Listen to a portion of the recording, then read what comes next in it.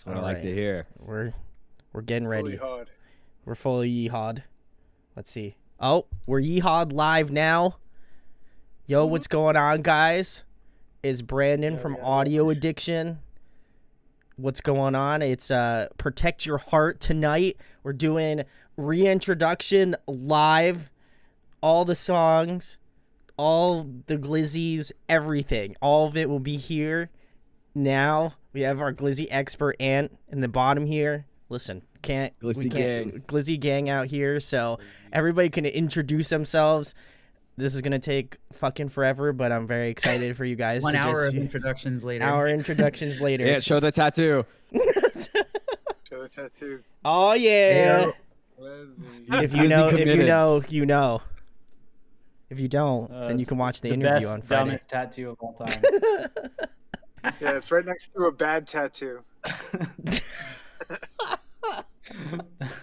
Anyway, you guys can introduce yourselves and what you do in the band.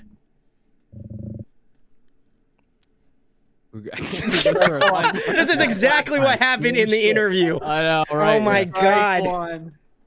I'm Jake. I play guitar, lead guitar. I'm Kian. I play the rhythm guitar.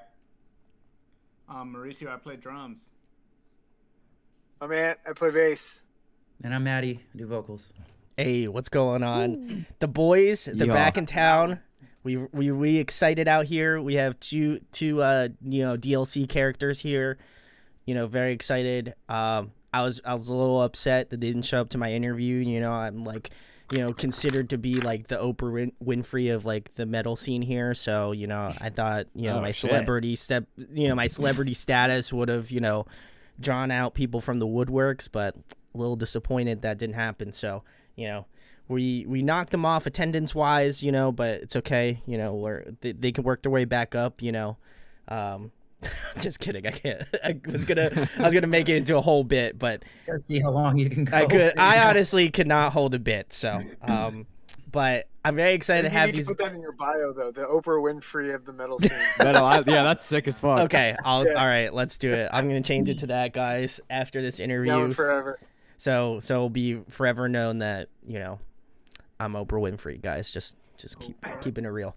But I was very excited. I had these guys on a couple weeks ago, and just wanted to do a live track by track of their new album, Reintroduction.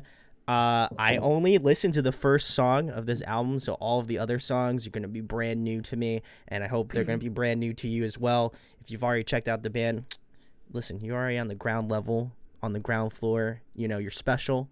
So, keep rocking with them. But if not, this is a perfect opportunity to get to know the band, and then also check the interview out on Friday. It's going to be very fun. And if you have 2 hours to spare, you can do that. If not, you got it down I understand.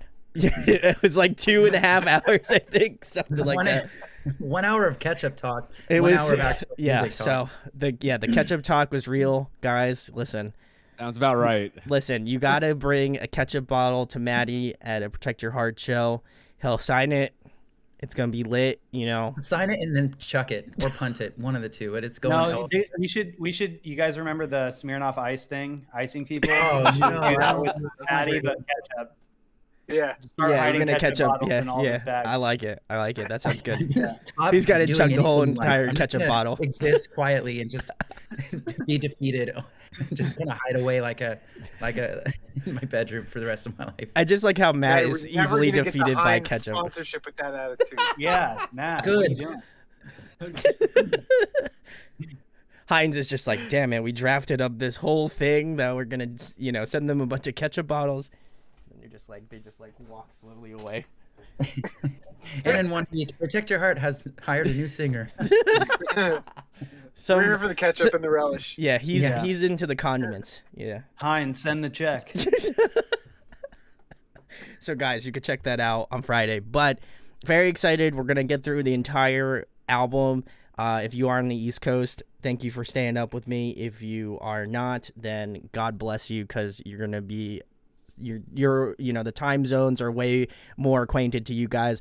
I just joked with the guys earlier. I'm gonna be like on track 9. I'm just gonna be like sleeping, you know, because it's gonna be hella late here. That's how on the most East Coast. people tend to listen to this album. Okay, great. It's a Yeah. great like lullaby album. So guys, get Mhm. ready. Only the Hell best yeah. stuff here. But we're gonna get into the first song. This one's the title track, Reintroduction, and then we're also going to get into their other song as well, which is Best of Me, which precedes that one. So we're gonna listen to all of it. I hope you enjoy hanging out with us. Again, links in the description to go pick up Reintroduction. Go listen to it on all the streaming platforms. And as well as that, hopefully they're gonna have merch out soon. So if you want to go support those boys, go get it there. But yeah, we're gonna be listening to the first song, and hopefully you guys enjoy it. Let me know if A it's new shit. single soon. Just had to throw that in there at the beginning.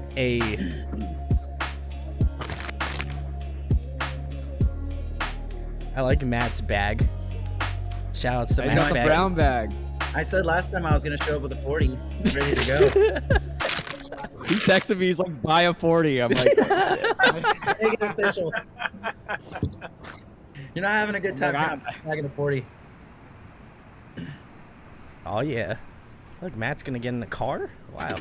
He knows how to I drive. do know how to drive. Yeah, I'm Fun so proud fact, of you. he got his driver's license the day before. just for the video. Yeah.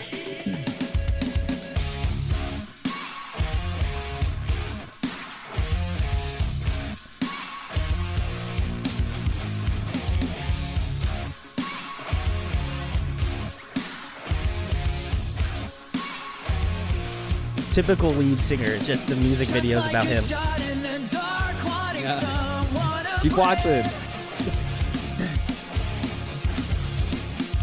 You just keep missing the mark and expect me to stay. At least I was honest.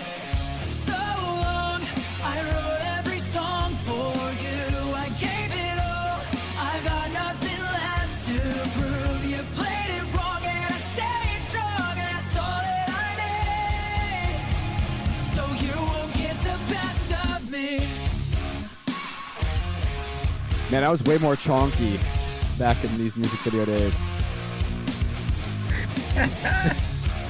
Now Jacob's looking fit. It's all those COVID years. Ryan. Cheers. I hope you asked for extra ketchup. Of course. No lettuce.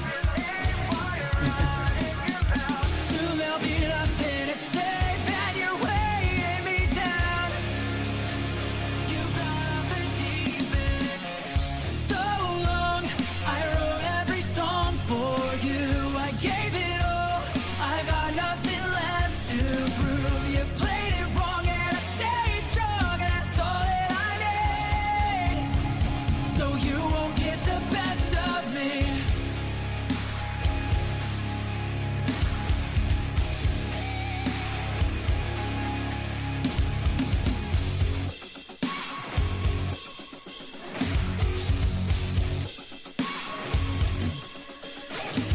Well, enough is enough. Won't need you where I'm going. When push comes to shove, you'll be calling me, but I'm not coming home. I'm not coming home. I'm not coming home.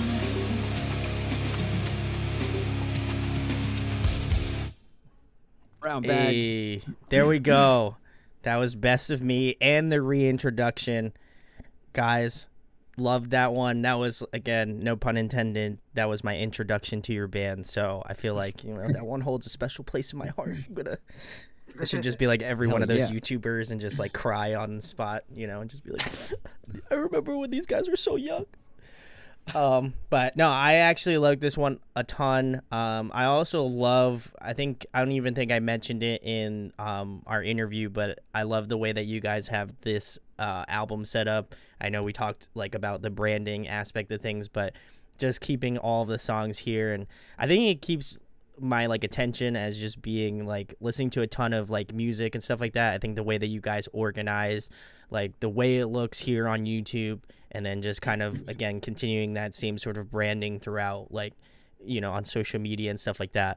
Absolutely love it. So again, very cool. And kind of keeps the same sort of like feel amongst all of your social media. So got to give you a shout outs for that. But this one just is like great like pop hooks, but then also has like this real like chuggy like easy chord kind of guitar riff, and I'm all about it.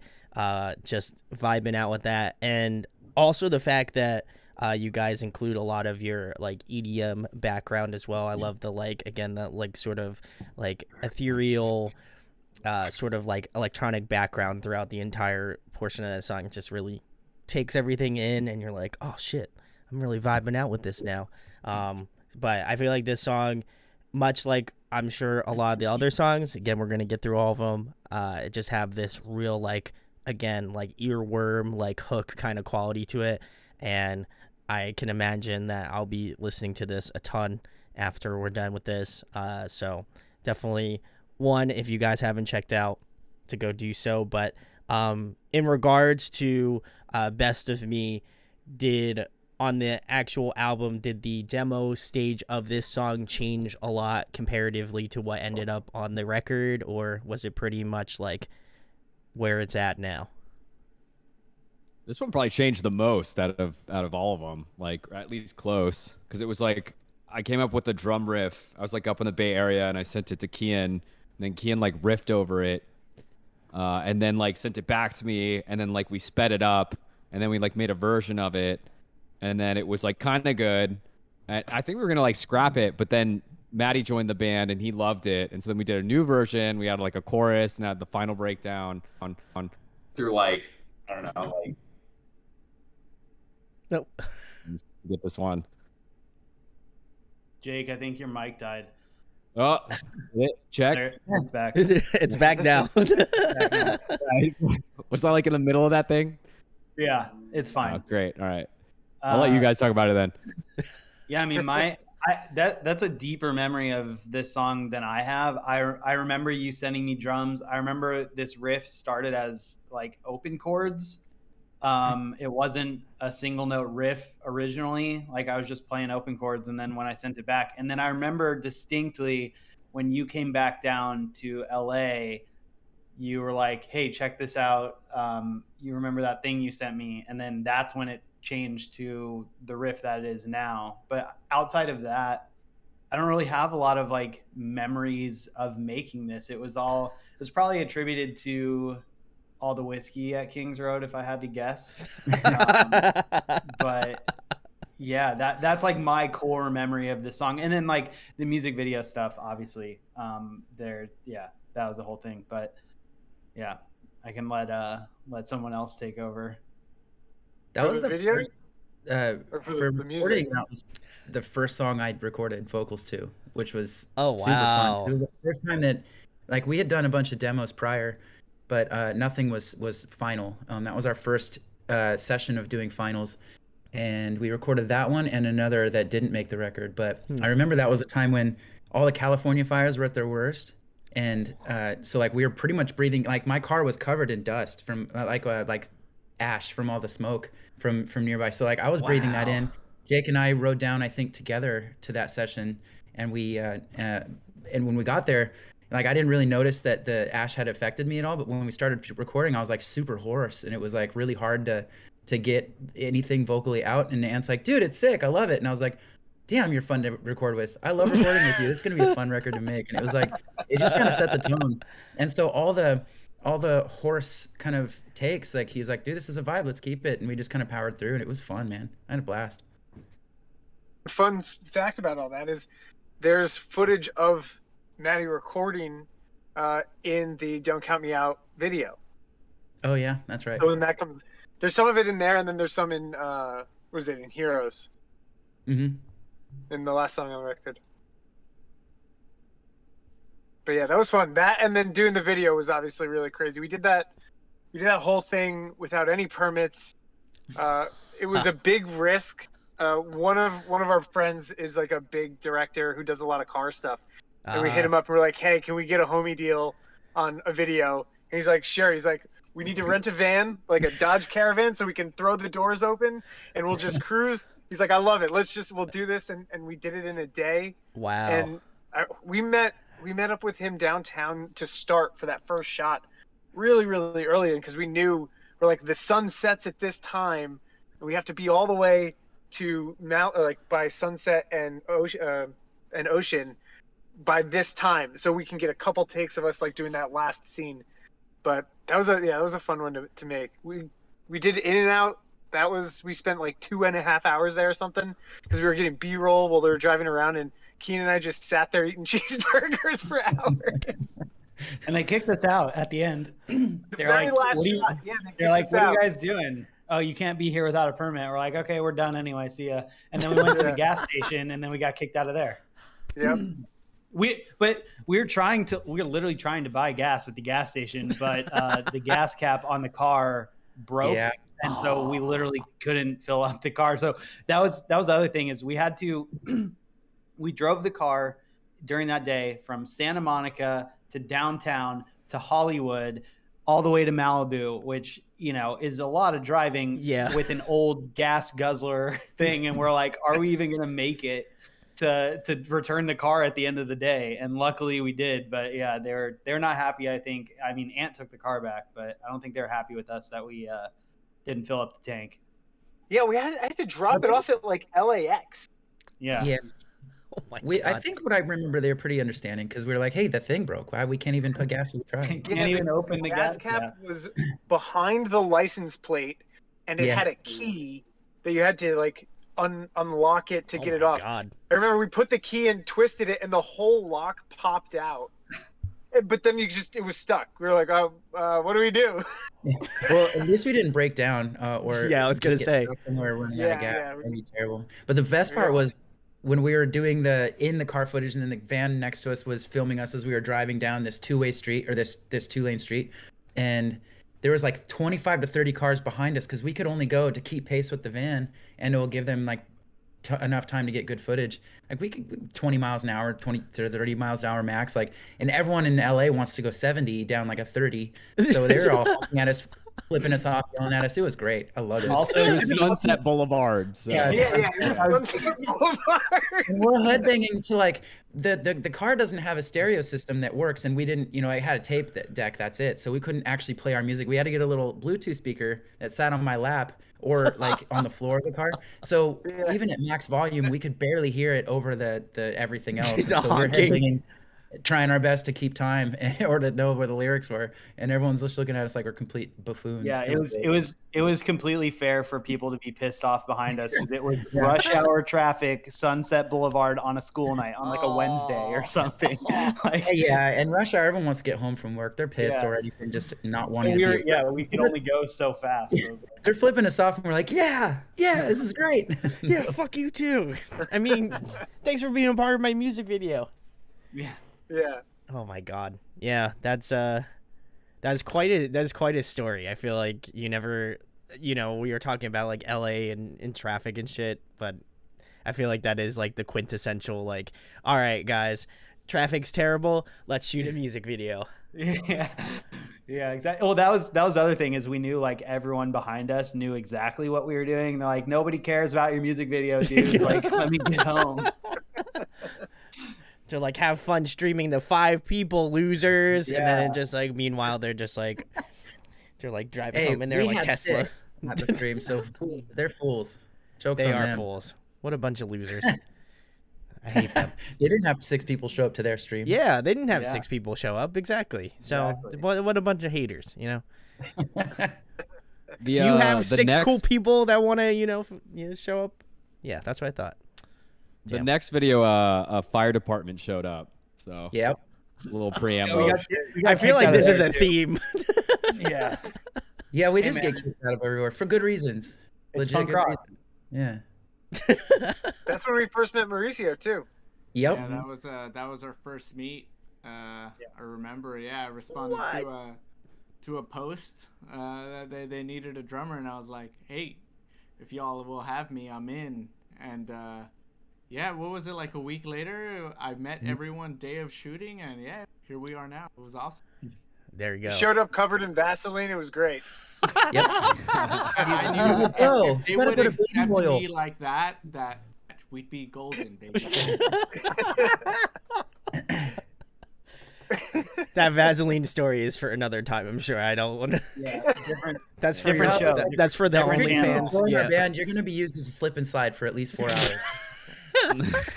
Yeah, that's for Indeed. Protect Your Heart After Dark. That's Talk yeah. about Vaseline, Yeah. activities. Protect other things too. Yeah.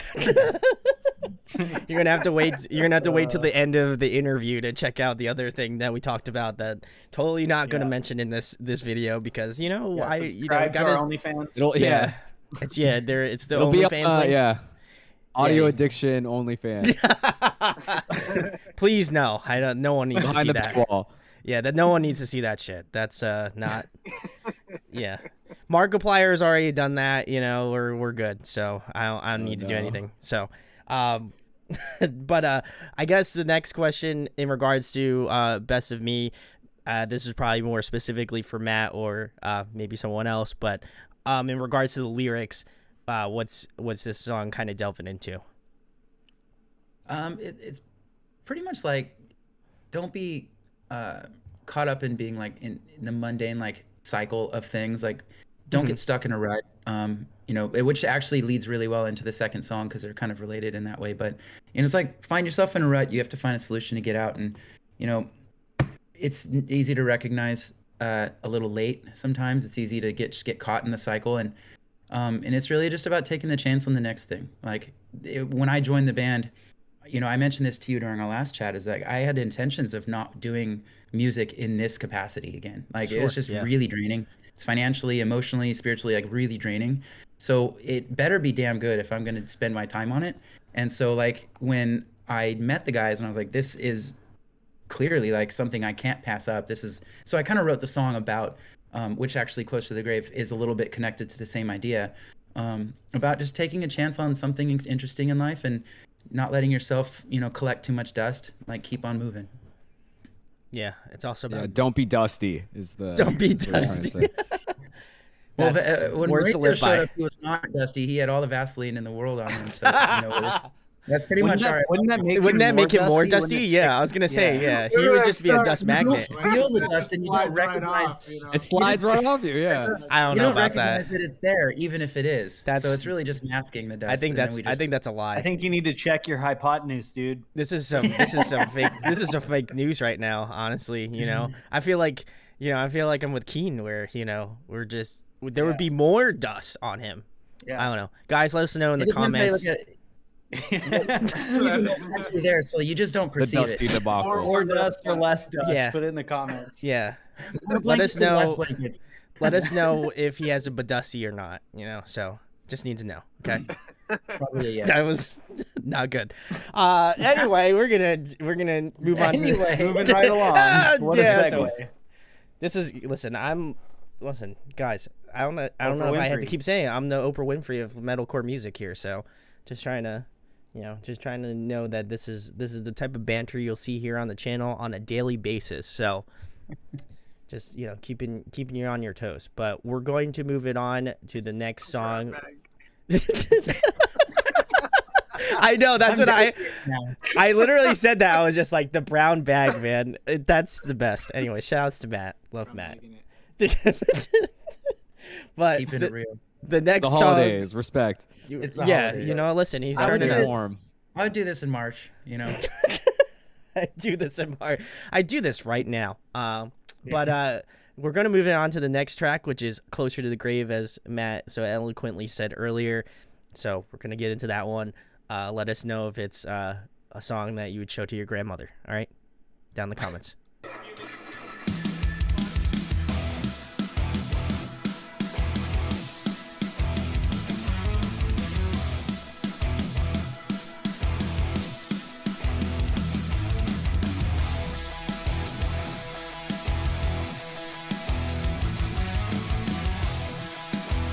Look at Matt's dance moves. Wow. Shout outs. I have one. He has live. He pulls them up live as well. Oh my god, that's even better. 10 out of 10. Maddie starts the pit. Maddie starts with it. Respect.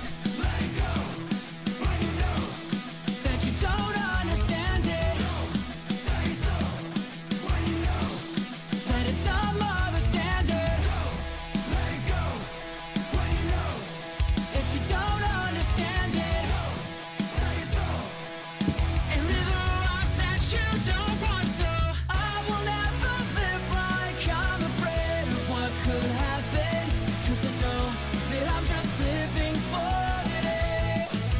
I hope you guys make faces to your crowd, you know, when you play live. I expect all the faces.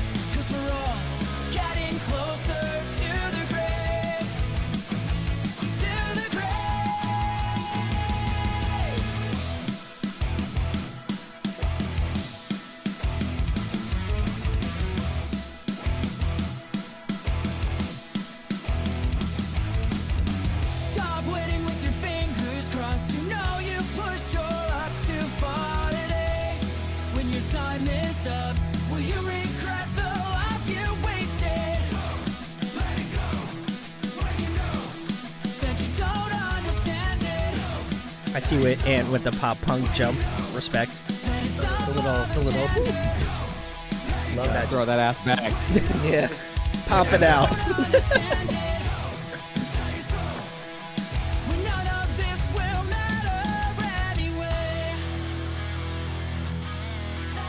All right. Devastating guitar solo. Oh, okay. We're gonna get a good the whole record. Let's go.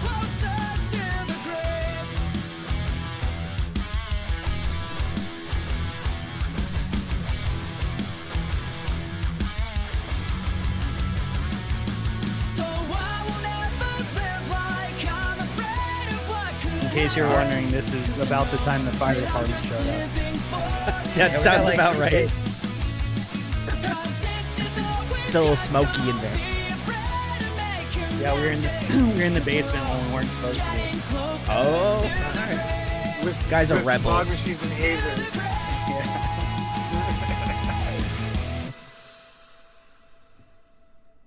Guys, that was the second song off of Protect Your Heart's newest album, Reintroduction. You can check the links below to go give it a listen.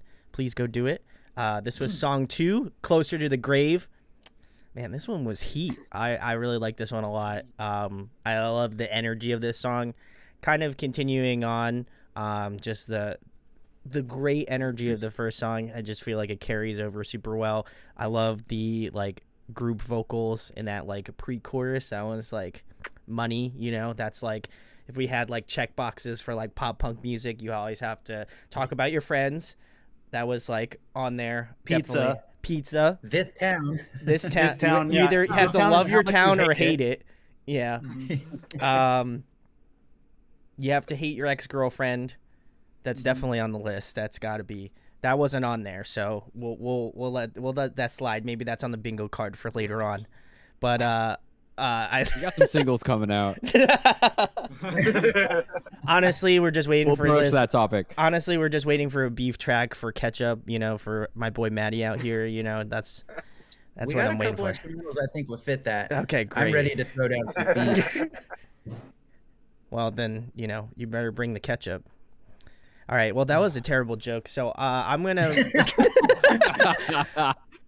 I just wanted to see how palpable, you know, like how terrible like that joke was. Guys, let me know in the chat how terrible that joke was. Okay, great. Thank you. We're on song number 2. We only have 11 more to go. Like, it's only going to get worse. Oh, yeah, definitely. So be I prepared. want to see you in 1 hour just totally fumbling. Like, Someone needs to DoorDash Brandon a brown bag.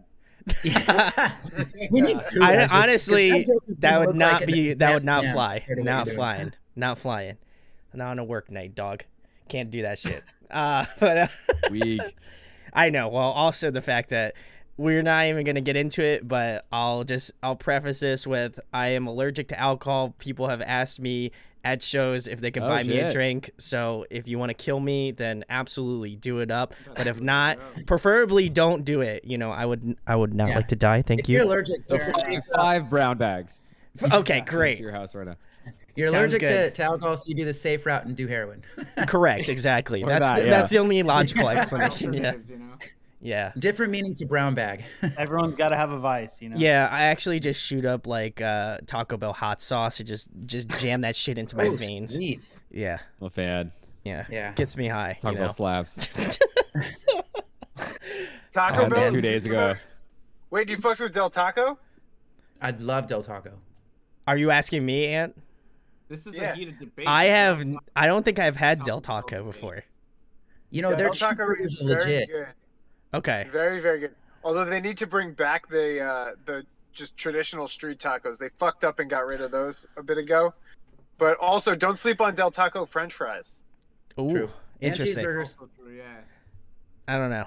That I've seems never a little had their sussy. cheeseburgers. It seems a little It's sussy. really good.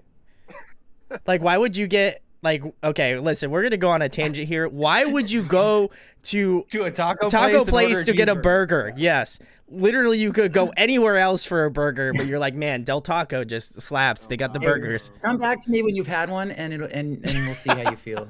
But you know, I hear you. When you don't know, it's like the equivalent of going to I don't know, Japanese kitchen and ordering a hot dog or a glizzy.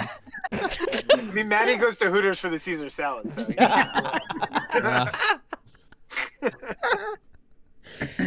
That would honestly, I feel like that would be something he would do.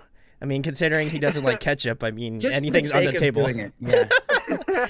They're like, they'll here, would rename you it like the our Sleazer world famous salad. wings? And he's just like, nah, you know what? The Caesar salad slaps. I'll take one of those. hold the chicken. Hold the chicken. Don't need it. Does it have ketchup on it? No. Okay. They're like, we don't. Who puts ketchup on their chicken wings? Listen, I don't know. You guys are Hooters, so you can do whatever you want. You know. So, shout outs to Hooters. Thanks for sponsoring this live track by track. Appreciate it. And Heinz, you know, big shout outs to Heinz. But getting back to the song, which we wildly got off topic from, I really loved just, again, the sort of catchiness. I love how that kind of continues on through this song. It's been just a really, it's been really cool to see the like growth from like the first song to this one, and just hearing the different variations of like pop punk. And I'm curious to go a little bit later on and see like how far you guys kind of push the gamut a little bit, because I'm like this is like a kind of a good mix of easy core and like pop punk, and that's what I'm all about right now. So this is just very much up my alley. But I'm curious to see if like the hooks get stronger. If I get like, you know, I want to just get eviscerated later on. I want to hear like track 9 and just be like, just get the reaction face, you know. That track might help you on that one. Okay, It's- great. Actually, track number 9 might. Oh, what's wow, okay. crazy, like, this song was not supposed to make the record. It was actually just a riff that just got buried in subfolders, and it was it wasn't this one, but we're on our way to Jake's house for his birthday in 2020. And it was like the first time we had seen each other in months because of the COVID lockdown. And I was just driving down and I was like, this song, there's something about it. I like just want to really like dive in and work on this. And we all pulled it out, and it was, damn, now it's like one of my favorite songs on the record, one of my favorite ones to play, and my favorite breakdown on the record. So like all in all, and actually when people ask me if there's one song I have to share, this is in my top like 2 or 3 if I have to share even one song with somebody. So That's a good this song is recommendation. really cool to see how it progressed. Key phrase there. We definitely got together and we all pulled it out. We all, yeah, it was a, yeah. Oh God, it took me a second. I was all serious about it. And I was like, oh yeah, you're definitely talking about Dawn. That's the other pop punk cliche, right? The dick joke. Yeah, Love it. Dick joke I is just on want to the let bingo you. card I for just want to sure. let everyone know this is not safe for kids. So if you do have kids, this is the time to turn that. You should have turned that shit off immediately. I'm just telling you, not good stuff. But anyway, anybody else want to add any pertinent information to this song?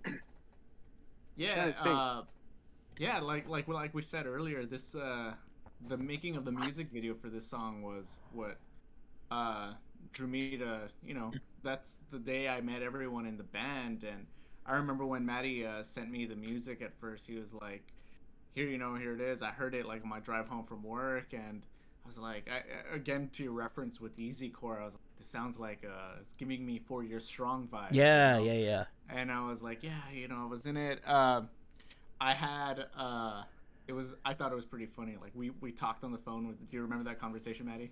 Yep, I was sitting in my garage. I remember it exactly. Yeah. And I had just moved to my home right here, and 1 week I had 1 week to learn the song and send them the video and show them that like, I could do this. 1 week later, we're in downtown LA, and I'm meeting all the guys, and like everyone, like meeting everyone was just so cool. Like I felt like we clicked really fast, especially with Ant. Ant was like super friendly and inviting with me that day. And I mean, of course, the same goes with everyone. I try. It was just, you know, the start of everything. I just remember at the end of the day, I was like, I hope these guys call me. The auditions My light's are going all- off. Oh no. Fond Yeah. memories with that song and just making that video. Yeah, we really threw a hot one over to Mauricio, and we're like, here you go. We're shooting on Saturday or whatever day it was. Like, figure it out.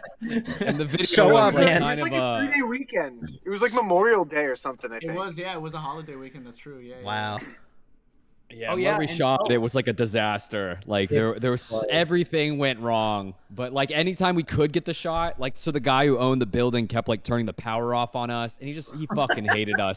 He just Jacob. made it so his name was Jacob too, and I'm Jake. So I'm like, fellow Jacob, come on, what are you doing? And I tried to like negotiate with him. You tried here and to there, but bro- he did everything bro in his with him. power to just like make it go bad. Oh, and Yeah. and yeeted. He'll be I back. also got married 2 weeks after this, and had stress fractures in both of my feet from this video. So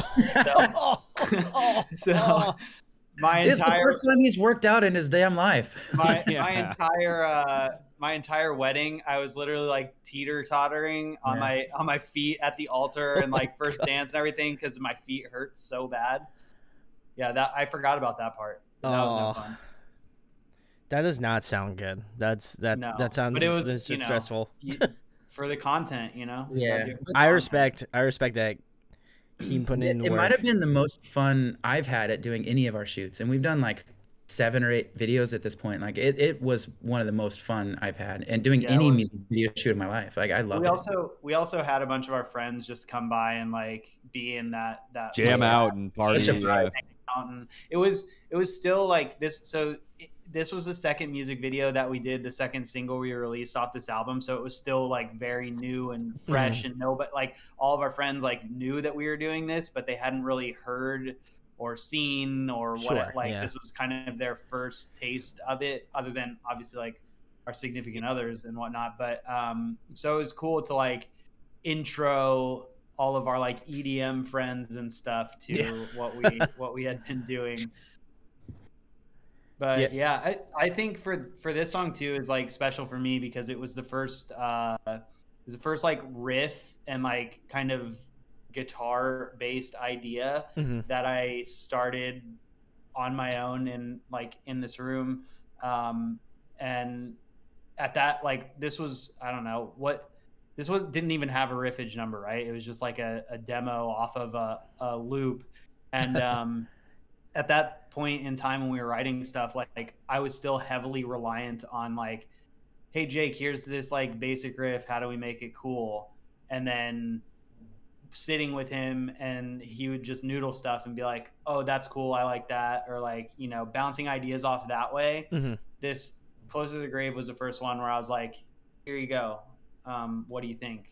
And yeah, so it's, you know, to see it come to a state where it was that, and then it was almost not finished because it was not good enough, to then being the second single, to now like I think one of everyone's favorite songs to play live, is just super cool. And like the last song with Best of Me, like this carries that same lyrical momentum where like there's a line in the song that resonates with me probably more than any other line on the whole record, and that is, this is all we've got, don't be afraid to make your magic. And it's like, you know, there are very few opportunities in life to really make your stamp on the world, or just accelerate your own like growth in some ways, or take a risk, or just do something wild. And I think you should take advantage of all those opportunities so that you live your life in like a really unique way that's, you know, challenges you consistently. And this song is exactly that. It's like, you know, you don't know when your last day is going to be, so make it fucking great. Words to live by. And I feel like kind of similarly, you know, I definitely resonate with that a lot. Just and I'm sure obviously with creating Protect Your Heart, it's similarly, or you can actually probably, you know, assimilate with how I feel. But you know, a lot of the times when, you know, I started doing YouTube, I was just like, I don't know if I want to do this. Like, is this like something I want to do? And then, you know, year over year, it's been such a cool experience, and obviously I get to do this sort of stuff with bands, and it's such a cool, you know, it's, you know, the scene itself is such a cool thing. and to be a part of it for such a long time, and see bands kind of like grow and foster. And obviously I hope this is like obviously the start of something good for you guys, and going further. But I feel like it's really cool to see just like people just doing stuff that they enjoy doing, without any borders. They just kind of go out, just do it, just because they're like, okay, well, I don't care if like 2 people see it or if like 10,000 people see it. It's like, I'm just going to do it because this is what I love to do and what I want to do.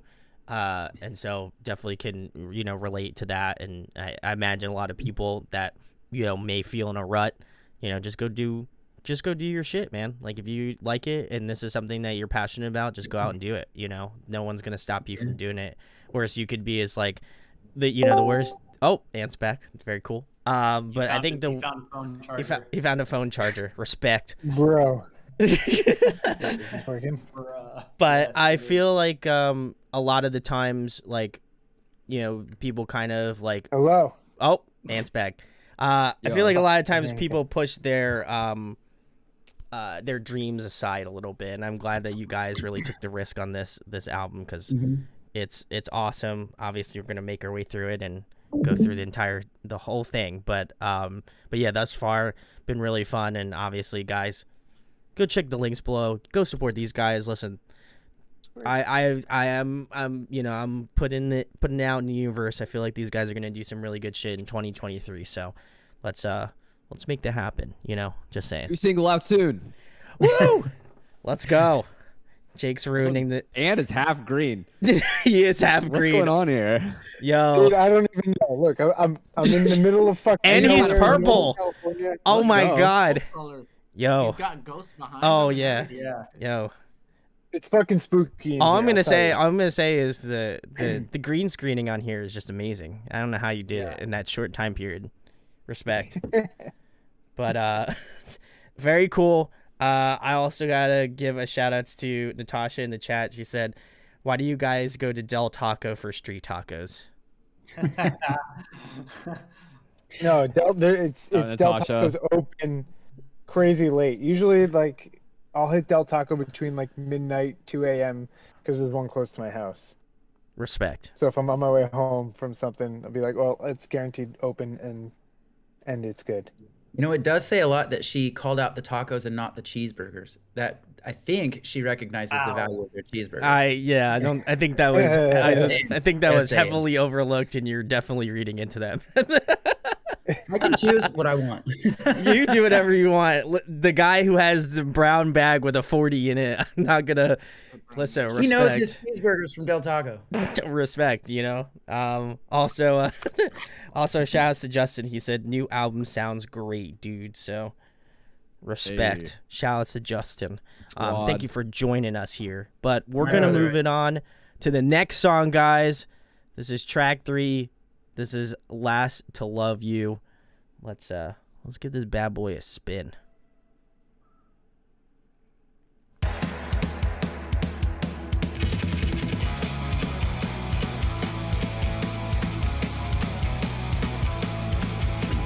Oh, nice. Do you want to see the actual aspect ratio? Go find it on our YouTube channel.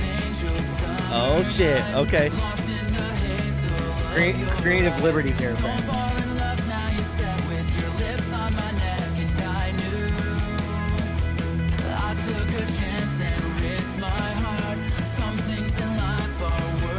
I like the guitar riff. Super tight.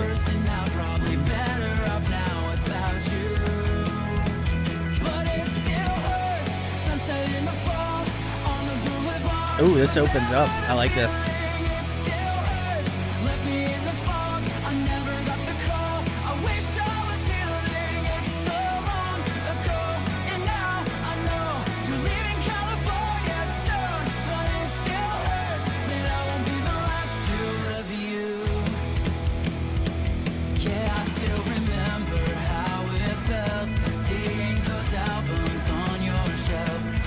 Until 6 in the morning, hungover at work without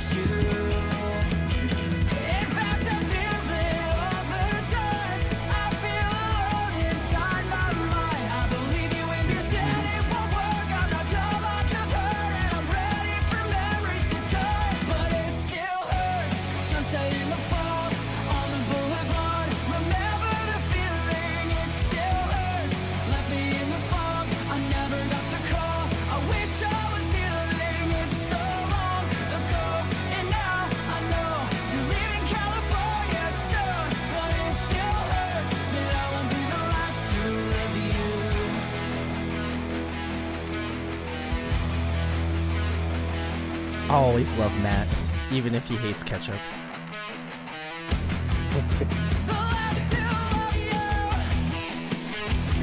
All right. Sick breakdown. All right, let's go. We have a rule. You don't write a song without a breakdown. Needed. Needed, always. Necessary.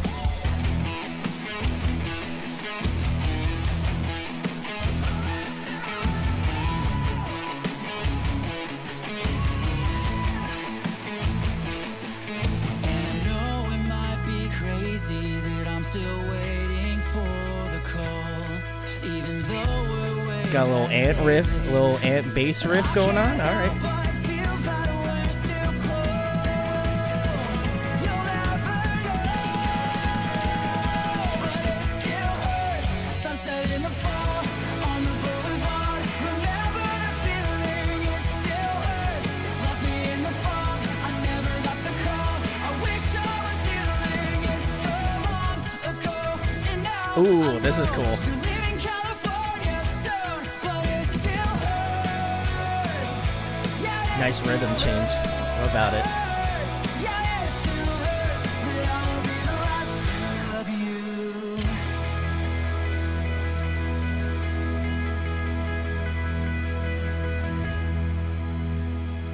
I like that little video too. The drawings. Respect. Yeah, that was fun. That was cute. Huh? I said it was cute. It was cute. It was God Very cute. darn. cute. Be cute. Gosh darn Oh cute. yeah, oh yeah. Cute Guys. little love story. That was Last to Love You, track 3 off of Reintroduction by Protect Your Heart. Go check the links below. You can go stream it everywhere, and you can be the envy of all your friends. Just remember that. You heard it here first. But really enjoyed this one. Honestly, there was something that I didn't pick up connection-wise that now I pick up. I feel like Matt's vocals remind me a pretty significant amount of Derek from State Champs. I feel like his voice, they kind of had that like Derek kind of sound to it, you know? So I don't know if that's a compliment to you or not, Matt, but Hell yeah, I'll I take think it. it is. Great singer. Well, now they got a box. We have to have a pop punk boxing. no And ketchup. Matt needs to go. Celebrity with death Derek. match. Celebrity Yeah. deathmatch. Yeah. Yes. Please. I'll pay good money to see that shit. But Derek Bring that doesn't want, back. Derek That- doesn't want the smoke. That's our Twitter beef. there you go. Oh my We're ready God. for it. Yeah. Go. Start it now. We just saw him live, so he's looking pretty fit. But I think Maddie's got some height on him. Yeah, arm reach. Might We had to work see, in my yeah, the favor. arm reach. Yeah, we gotta, yeah. We gotta see. Does Matt have the reach? You know, that's the real That's off question. The hands. That's Yeah. pretty tall. With 240s. Honestly, Edward not 40 gonna hands. lie. Matt was like, "Yeah, we're gonna buy 40s," and then I was just like, "Are you gonna like Edward 40 hands it and just fucking tape like 240s to your hand?" That's what I thought was gonna happen, but was pleasantly disappointed that that wasn't gonna I happen. was So about to say I'm a little. I'm pleasantly disappointed that I'm the only one drinking. Yeah, I Grab a have my beer. sparkling water. I get sparkling I'm water. drinking. I don't My- drink, my- so. My beer isn't a 40 though. I have like the super light Michelobes. I'll grab one. Just get a big ass thermos or a bucket or something and join. what, you gonna Uh, have like a fucking Gatorade like thing? They're gonna pour it on. Yeah, hell yeah, hell yeah. I want to do the right. I want to do it all the way. Jake's gonna, someone's we gonna were- show up behind Jake with like a fucking like just mountain of beer, just like pour it on. It's Oh, like, I yeah, love you're that. done with the stream. Woo, yeah. A real golden shower, if you will. Oh god, Oh, no, oh, jeez. no. It wouldn't be his first. And it won't be his last. That's yeah, All right, stream's over. That's it. Yeah. yeah. Close it it out. Closing it down. No. God. I cannot stress, guys, this is not for kids. Just want to let you know, if for God-forsaken reason you didn't click off the video, I mean, obviously, please don't click off the video. Just move You know, that, thank God that this isn't volume Jake's bar. Twitch all day. because we'd be TOS so fast. Oh, we'd be done. Yeah. Yeah. Yeah. YouTube doesn't give a shit. All But, right, you know what's significant about this? So I can get us back on track.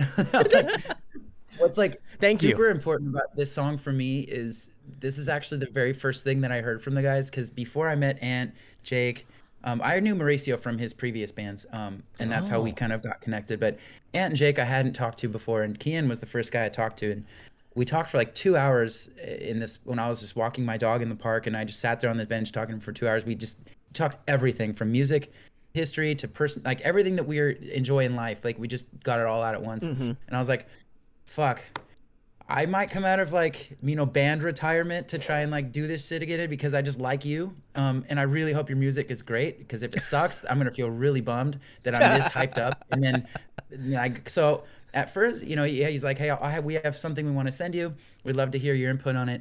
And maybe, next weekend you can come over and track some demo vocals or, do something.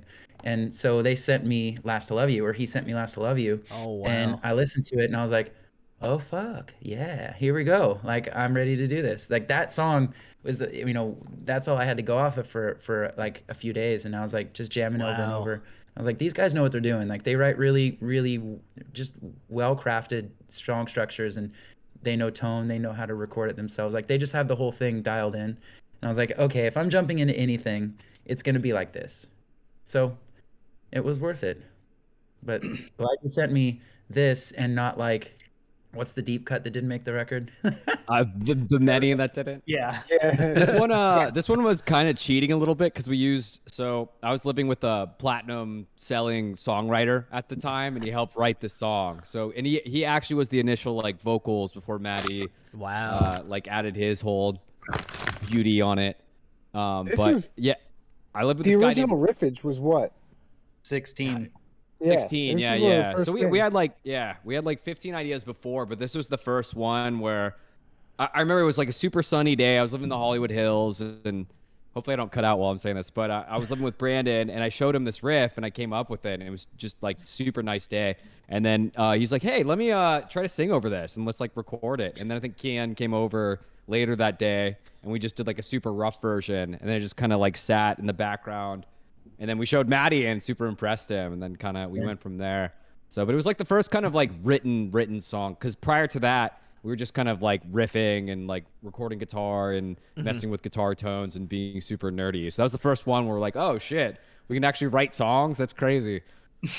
Oh my god, we could be a band. What a novel concept, Yeah. It was actually interesting because like normally I'm used to just writing all the vocals myself, and so when they said that they had some vocals on the song, I was like, oh, now I'm even more worried, like, because now if I listen to it and I don't like it, I'm jaded, and it's going to affect how I might write it later if I do rewrite it. And I was like, if I listen to this vocal, it has to be good, like otherwise I'm going to be really really bummed. And so when I heard it, I was like, wow, it all works. Like it makes so much sense. Everything's well done. I had no notes on it. The only thing I had to finish was the middle bridge, of the song, right? And the bridge, and then the outro. But outside of that, the rest of the song was ready.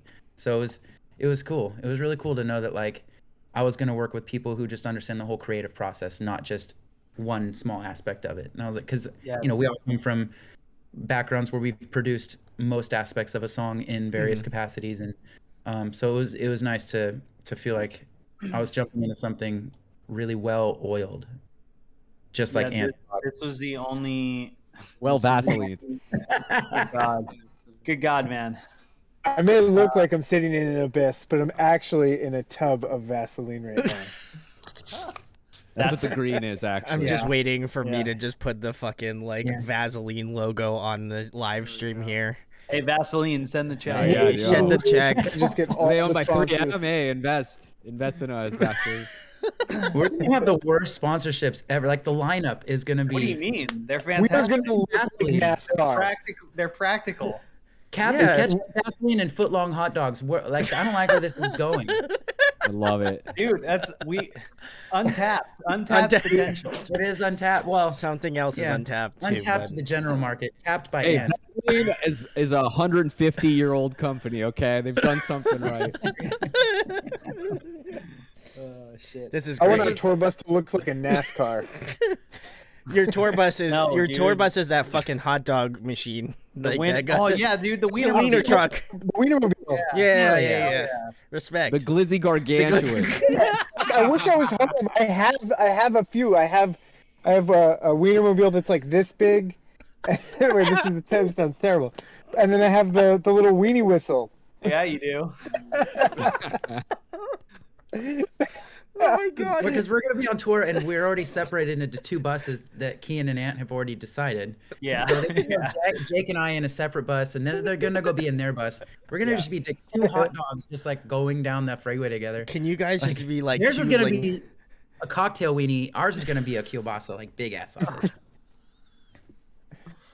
This is great. Hope you guys get the Vaseline stock in your kielbasa mobile. Cocktail weenie will be spotless. Yeah. Nice and clean. Oh my god. Yeah. I'm just imagining you guys just rolling up in a fucking like hot dog machine, and then Dude, like don't the worry, hot that's dog really good the time. hot dog bus, and then all of your gear is loaded into like a smaller version of that. It's just like a fucking trailer that looks exactly like the bus.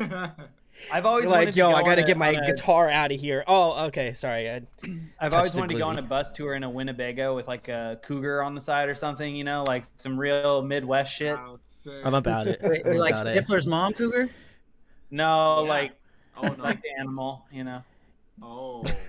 Yeah, What like the from Road rules. We're Talladega on Nights. hot dog discussion, so I went the other direction. Aaron from Talladega I Nights. was with you, Matt. Yeah, thank you. Guys, make sure to tweet at Protect Your Heart on which touring vehicle they need to tour in. Guys, I'd love to Yeah. know. I'd love to know. Either would be great. We'll I'm make Team sure Wienermobile. we'll make sure to This was retweet the only best one. song where someone outside of who's on this call right now was ever touching anything. Like Yeah. we Or- Kind of. well Kind of. yeah, kind of. But like the only person like sitting at the computer alongside us while we were working on it. Brandon recorded some of I the did. Guitars with us, different Brandon, but yes, you did too. Okay, thank you. Recorded the bass with us, recorded the vocals, Awesome. I don't the remember original it. like scratch vocals and all that stuff. So everything else like on this record was like us doing it, and this I think it was kind of fun to do it that way. And it was just cool that he was like hyped about the song to like even want to put it on his computer. Sure, Because yeah. we learned some cool shit just by sitting with him, I think. Yeah, he's such a pro, Brandon. Like, shout out to him. He's like living in Nashville now. He just went to the Country Music Awards and shit. So Oh shit! All right. he's on to bigger and better things than pop punk in LA. But Salutes to So he thinks. fellow so Brandon. he thinks we might work with him again in the future. But actually, the next song to transition it because we're going slow as hell. Yeah, Maddie actually worked previously in like with one of his old projects, which I guess we could talk about after the song. But that one is a pretty cool story too. How that one turned out.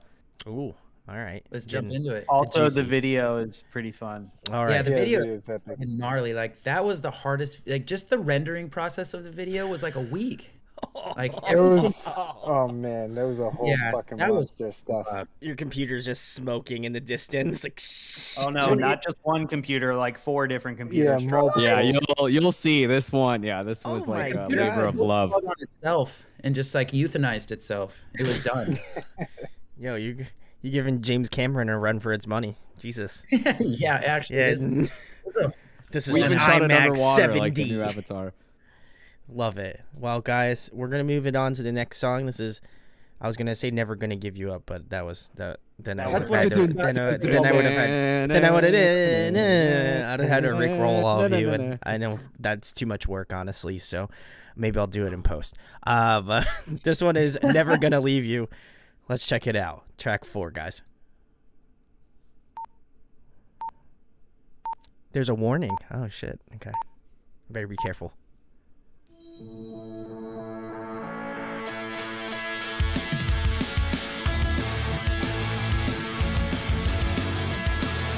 Oh, okay. Yeah, I can see why this would be a lot. I feel like this isn't even the craziest.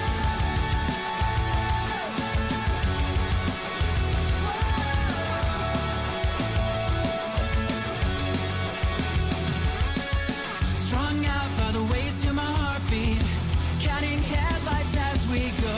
Oh my God, Strung out as holy I'm sitting shit. in the backseat. The second hand feels like it slows. When I'm with you, the sky could fall. So close. This is way more aggressive, and I love it. I'm here for it. Like chalk to pavement, we touch and Drop the guitars, boy. we'll paint the sky like constellations.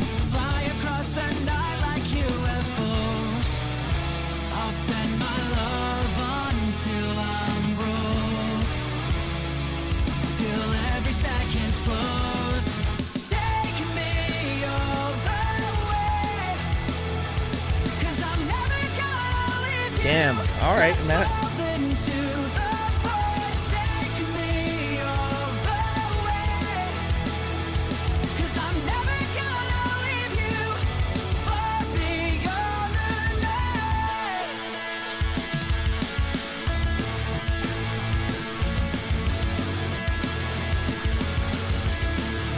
This song's a bitch to play live.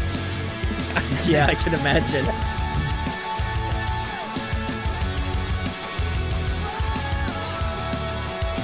You're the one that wanted to touch every note, dude. All the noise. Dragon Force in this.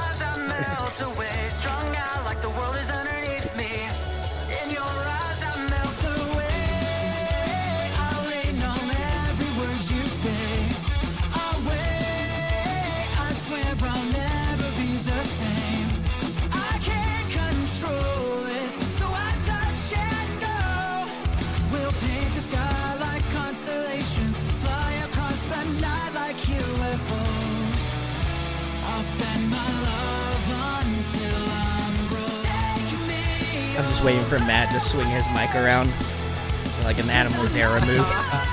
Use it as a weapon. Yeah. Matt's the DLC in the new Mortal Kombat game. Mauricio wants to finish him. All right. What sexy breakdown are you going to give me this time?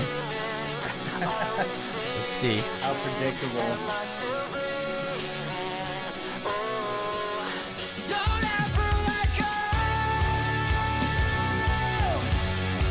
All right, all right.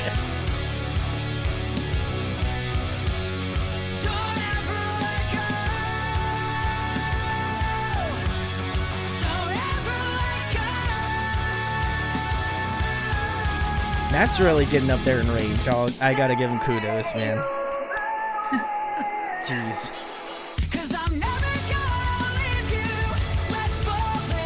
Fun fact, it's only because he's never had ketchup in his life.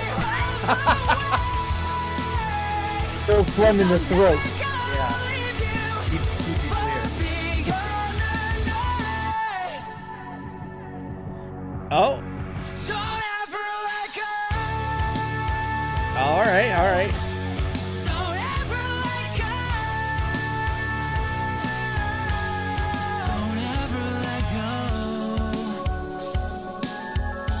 Oh, I like this ending. Holy shit.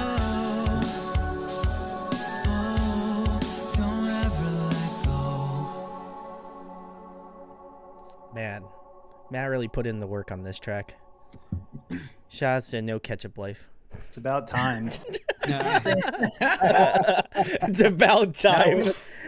We all did. It's always a team effort. We all win together. But cool part about that song is that it was a song I wrote 3 years earlier with a friend of mine that was a fill-in player for my last band for a couple of shows. Wow. And he is super pro. He's like on Brandon's level of producing and like has worked with incredible artists. But he was like, he sent me some random demos one day, like 10 of them.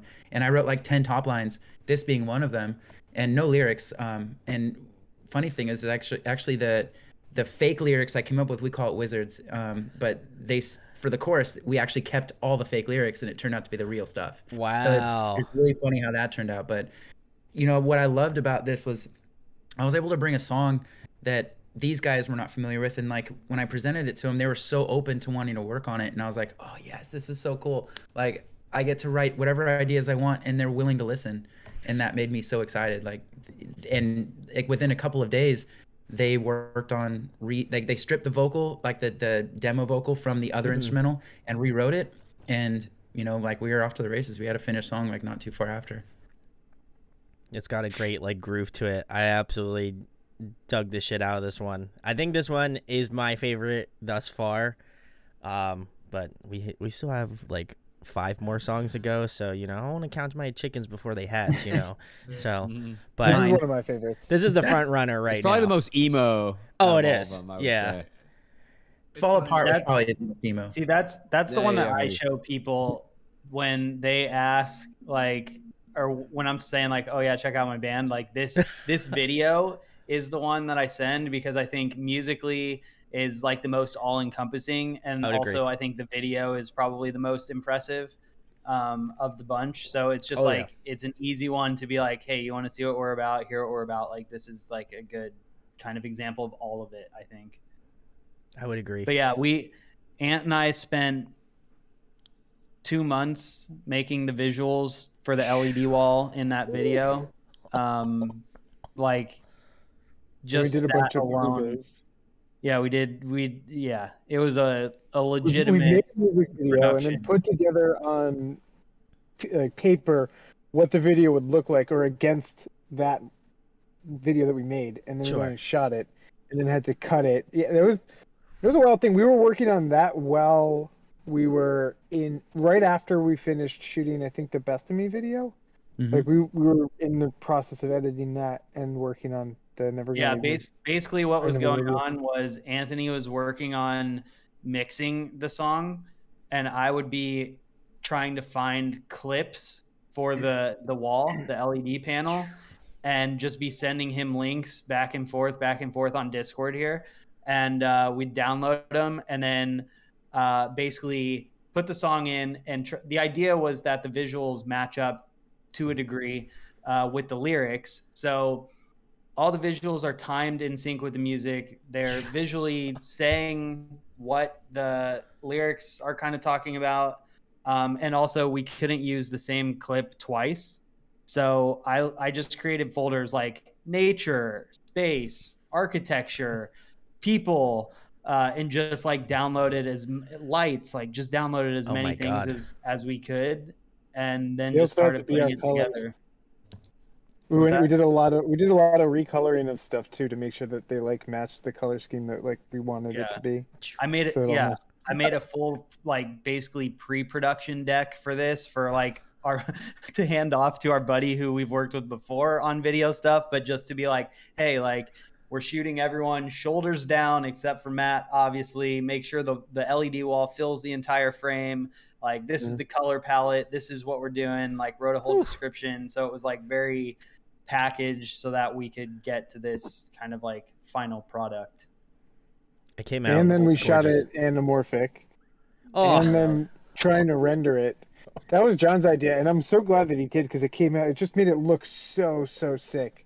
But also we used one of the cameras we used was not the best for low light, so that was actually the issue in rendering, is that it just wasn't dealing with the noise. Yeah, but Low light, yeah. using there were a couple plugins using noise reduction on stuff, and the project itself was so big. I think the final ProRes render was like, I want to say it was like 160 gigs or something, to then Oh compress my down. God. And luckily one of our friends, he does a lot of work with Adobe, and they hooked him up with this company Puget Systems, and they gave him a very powerful computer. And so Keenan and I, when our buddy Connor was editing it, he was having all these render issues.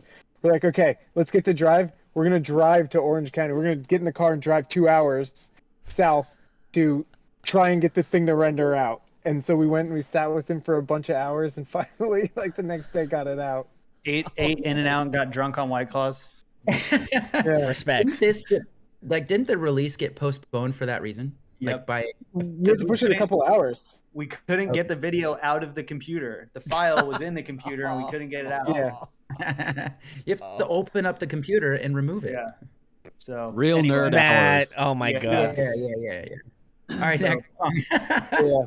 Moving We're right like- along. But yeah, that Oh, was fun. this really That was shows where great. we come from, nerd wise, like how Jesus. seriously we take this, like from every aspect. Yeah, seriously. Oh my Quick, God. What Jake was saying, like the song's hard to play. Like it's funny because this song for me is also one of the harder ones to play, but it's also one of my favorites. I was gonna say. And like, I remember too, going back to what we said, closer to the grave. I was like, hope they call me back. This was the call back. Oh yeah. I remember I was on like on this short like weekend trip with my girlfriend, all our old friends, and we were in a pool, and then that's when you guys started texting me, and were telling me about your plans for this song and video, and I was like, I just got the call back, everyone, dude. We were celebrating the whole night. It was the best, yeah.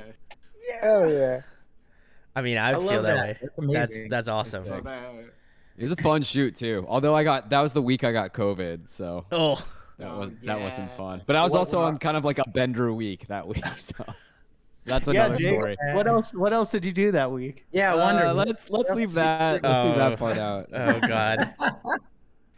You went to Disney. I went to Disneyland. Yeah. That's the only thing he can discuss. Oh, That was wholesome. Went to Disney, shot a video, and Yeah. Yeah, what else? came home with COVID. Too bad this is live, or we could have just redacted the whole thing. You could have just said the entire thing, and it would have been like, "Beep," just like a whole long, just like, oh, the world will never know, unless we hopped off streaming for like 2 seconds and then just came back. We'll save it. We'll save it because it's a fun story. I'll tell it another time when we have our next conversation about it. There we Jake go. will tell anybody if you come to any of our shows and ask him about it. You just gotta come to a live show and then ask him. you gotta That's be that's how there. you get it out of him. Just ask him about the week you got COVID. Yeah, it's behind a Yeah. paywall, so yeah. Yeah. Hey, is that week? Is that where you got? Can you get COVID from a fart? No, No, that that was was way way before What? that. This is a deep cut. Oh God, this is. I wish I was home so I had that clip just pulled up ready to go. The more It's you know. a PYH riffage. It's like a song, unreleased "Protect Your Heart" song. Yeah, we'll never see the light of day. On the tiny acoustic. Oh God. Yeah, some of the video from that clip I think made it to the Heroes video though. It's it did. possible. Yeah. Yeah, it's in there. Alright. Just not the audio. The audio is the important part. Yeah. Yeah, that's the only good. We gotta That's the keep the only train part. moving though. On the next one. Nah, the We only- train. We're only at Yeah, track. like we're 8 only more at track songs to go. 5. It's I all right. know. We can I make gotta take a bathroom break in a second here. it. You can take a bathroom break. We'll just hang out for a little bit. I'm not joking. If you want to take a break, bathroom. Yeah. I'll be 1 sec. 1 sec. All right, I'll go use mine now. Let's get it Wow, over. everybody's taking. Guys, it's potty break Oh, time. man. Shout outs. Also want to give a You shout know out what's to really Jacob. good for live streaming? Is when you have Dead to piss. air. People leaving. Woo! Great. We don't Yeah. need them. Oh. Who Yeah. needs them? We got the Glizzy gang. Shout outs to Jacob. Jacob Lethal Beats. He put 3 Glizzies in the chat. Rocking it. Natasha's here. She said So yes. self-aware. We love it. Shout outs. Big shout outs to Glizzy gangs out here, I don't know why I'm promoting that. I don't really have any horse in that race. Should we So. DoorDash you some hot dogs? Please don't. I don't even think there's anything open around me. I'd be like, oh yeah, Well, hot if you get dogs. to northern New Jersey, Yeah. Rutt's Hut Rutt's or Hut. the Hot Grill. All right, well, I'll have to remember that. They're now. contenders off of the same little stretch of weird freeway. Oh, but- I saw this shit. Yes, wasn't there like a video about it? And somebody was like, "Yo," so they like they tried out both the glizzies and they like blind taste tested them. Is that? They're very different tastes. Yeah. Very different. but somebody and was Rutt's like- Hut's the one with the exploding ones. Guys, this is the type of content you expect here on the channel. As you know, Yeah, we're here to Well, talk live about stream, music, right? but really what we want to talk to Yeah. is hot dogs. it's really about the hot dogs. Yeah. Yeah. Honestly, Yeah, their We get us going about food. first piece of Oh, merch Maddie went is tea gonna. too. Yeah, he did. Yeah. Yeah, the No, I first mean, piece. he's of... drinking a 40. That goes through you pretty quickly. Oh my god, their first piece of merch is just gonna be a hot dog on the back. And then Dude, it's that's a on great purpose. idea. protect your glizzies. Yes. Purple glizzy. Yeah, protect your Purple glizzies. glizzy gang. Protect your dogs. Protect your dogs. I don't know about that Well, one. we That one partnered sounds a with- little. No, we could partner with a charity. Was it Protect Your Dogs? Yeah, I mean, PYH, protect your hot dog. You just lose the dog part. protect the still hot. I do love hot Kinda. dogs. It's Protect a little your hot. mental gymnastics, but No, you could do protect your hot and then just have a dog on the back. yeah, that's true. There you go. I got it. Marketing genius, guys. Maddie, Cheers, missed Maddie. out. I grabbed Michelob. Hey yo. Oh, there you go. Yeah. I can't cheers to that, but whatever. We'll just. So like we pretty much spent. This is exactly how we did the entire record of writing sessions for the year of COVID, and we pretty much all got drinks or whatever, snacks, whatever, and we would just spend hours and hours just talking about the songs and hanging out, shooting the shit, whatever. So this is exactly like it was for like a year while we were in lockdown. There we go. I'm glad I could bring the magic back. Like Disney World. It's very Feels familiar. feels right. Feels right. It feels right. Is that your you know? doggo? No, this is my cat. He's Your meow face? Meow meow. Meow. Mr. Meat, Oh. Mr. Meatball. Oh, so cute. Yeah. He is not happy. You He has go. socks. I like him. He does. He has. Yeah, he's a big dude. All right, bye. You gonna leave? Peace. See you later, Good talk. deuces. Yeah, that's All that's everybody's gonna come back for like just the cat. I'm gonna see a spike in viewership. He's more What's the popular. cat's name? That's where the Meatball. YouTube clip shows the spike. Yeah. Right in the cat in frame. Wait, what's the cat's name? Meatball. Meatball. Oh. Yeah. Aw, good name. Yeah. And he's from New Jersey, so it makes sense. He's. I was gonna say he's Italian, clearly. He's full blown Italian right now. Yeah. Yeah. When I get really mad, I just call him Meatball My Luigi. kitty just walked up and said hi. Wow. She wants to meet your kitty. Meatball is not. He's just like, yo, fam. I don't.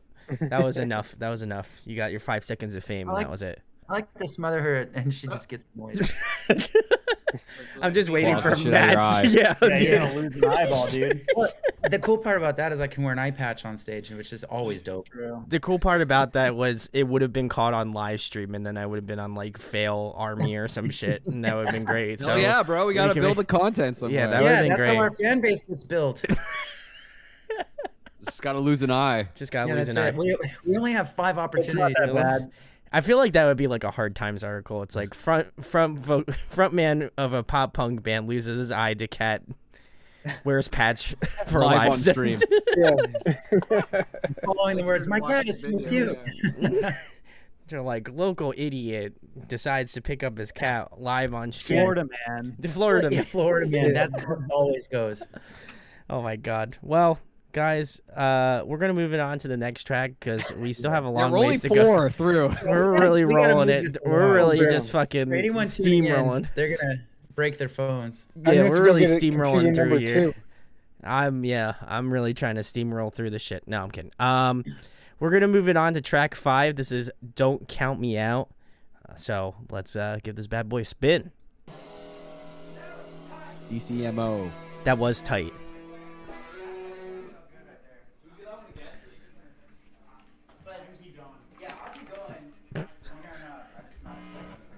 I love this.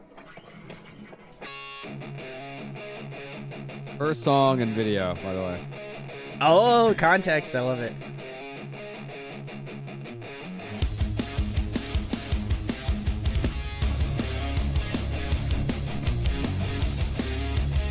Oh, yeah. So Tony Hawk's Pro Skater. That's what we were missing. The skateboards. Oh, check. Check it off. Check it off. Check it off. Pop punk cliche. Pop punk Bingo. cliches. All right. Where's everybody at on their bingo cards? Let us know in the comments. That's another great shirt idea. Pop punk Exactly. bingo. A bingo card of cliches. Yeah. You should PBR. just have a That's checkbox, yeah, for everything. Pizza, PBR, I hate this town. Or the other one, skateboarding, Friends, friendship. friendship. Yeah. Where are you? Where are you?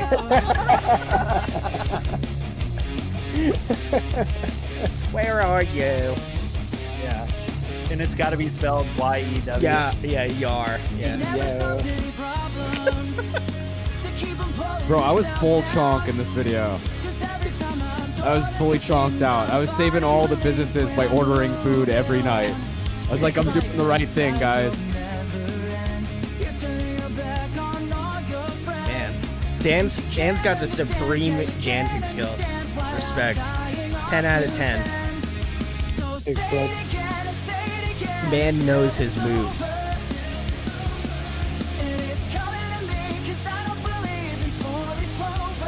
Dance like nobody's watching, right? You gotta get you in Fortnite with your dances. That'd be sick. All my own emote. Yeah. and does his own emotes. Every time you get close, Oh, there's always one more all right. lie to track me down. But I won't stick around. I won't ever get closer to anything that's trying to keep me down. It's who you keep around, so don't count me out.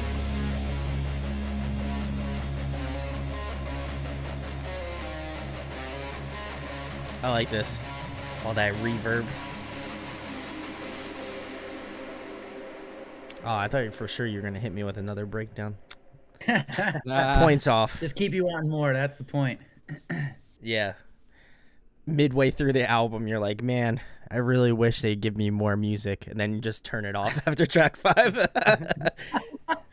Empty space for You like just 20 minutes. you just leave it. You're just like, man, I really wish they gave me more, and then just like, no, I'm just kidding, guys. That was "Don't Count Me Out." That was a real vibe setter. I like that. I always love when bands do the whole like record it like while they're like shooting video of them recording their like stuff. I don't know. I feel like I'm very much a band nerd about that sort of shit, but I always really enjoy it. I think it just like it's wholesome as fuck, you know. Love it. We talked about it a while. I mean, Like we grew that up listening, for like me- watch it, like yeah. That for me was some of my favorite stuff to see from any bands. Like Blink-182 did it. Sum 41 had a few videos out. Trying to think of who else. Like when I was younger, that there was that stuff. And for me, getting that like behind the curtain look into what they were doing. Like I know MTV made that documentary on Blink making the was it the self-titled record, and seeing all that footage, like I'm so happy that exists. It's just fun to see. Like you're never gonna really get anything like no secrets or whatever. Like that's not really what it's what it's for. It's really just like I don't know. It kind of brings you in. It's like a vibe setter. Yeah. Yeah. We're vibing right now. We are vibing. Vibing. This is true vibes right here, guys. Yo, fun fact about that song is it's the very first pop punk song I ever released as like my musical journey. Wow. So it was that was Same. yeah, it was fucking I didn't special. holy shit. That's kind of Really I didn't realize same. it. Like first real release, and yeah, I didn't even think about that. Yeah, like for all of us actually. I don't know about Ant and Mauricio, but like I don't know if any of us had ever truly worked on pop punk before this song came out. Yeah, Wow. No, I came from playing in like metalcore bands, and then just like indie alternative rock. I could tell. But yeah. This was, Mauricio has the chops. That's all I'm gonna say. Low key, I haven't pointed it out. I haven't pointed it out, but there were some drum parts I was like Mauricio, man, he's fucking slapping the skins, So about it. I love it. Skin, baby. Yeah, no, this one was really like, again, if you had told me that this was like your first pop punk track, I'd probably be like, shut the fuck up. There's no way. There's like absolutely zero way that this was like the first song you guys wrote. I would have been like, show me the demos. Like, there's no way this was like the first song that you guys had like put out. This was Riffage 30, so technically it was 30. So there's song we were out. 29 But- before, but The this first was like one. actual As a song, band, like everybody it's getting. the first actual Yeah. actual song. But yeah, I think this is my favorite song that we've written so far. I think it just like it really reflects what our sound is. It's like riffy, but it's like pop punk, and there's breakdowns, but it's like super happy sounding. But the message is also kind of, if you read the lyrics, it's like not exactly, I don't know, the most cliche things, which is good. which is good. I mean, we were They're on the literally screen. talking about it. Yeah, put it on the screen. How many of these boxes did you check off tonight? Let us know. Let us know in the comments. But yeah, Maddie's got bars. Maddie be spitting. Maddie's spitting. That's great. Yeah, I try to make like every song have lyrics that like mean something personal to me, but also can be relatable to anybody from any walk of life. So like I try to make it universal enough, but not so much that it waters it down. There's a really fine balance to find, and something I've always struggled with. I've either I've gone too universal that it waters down my meaning for myself.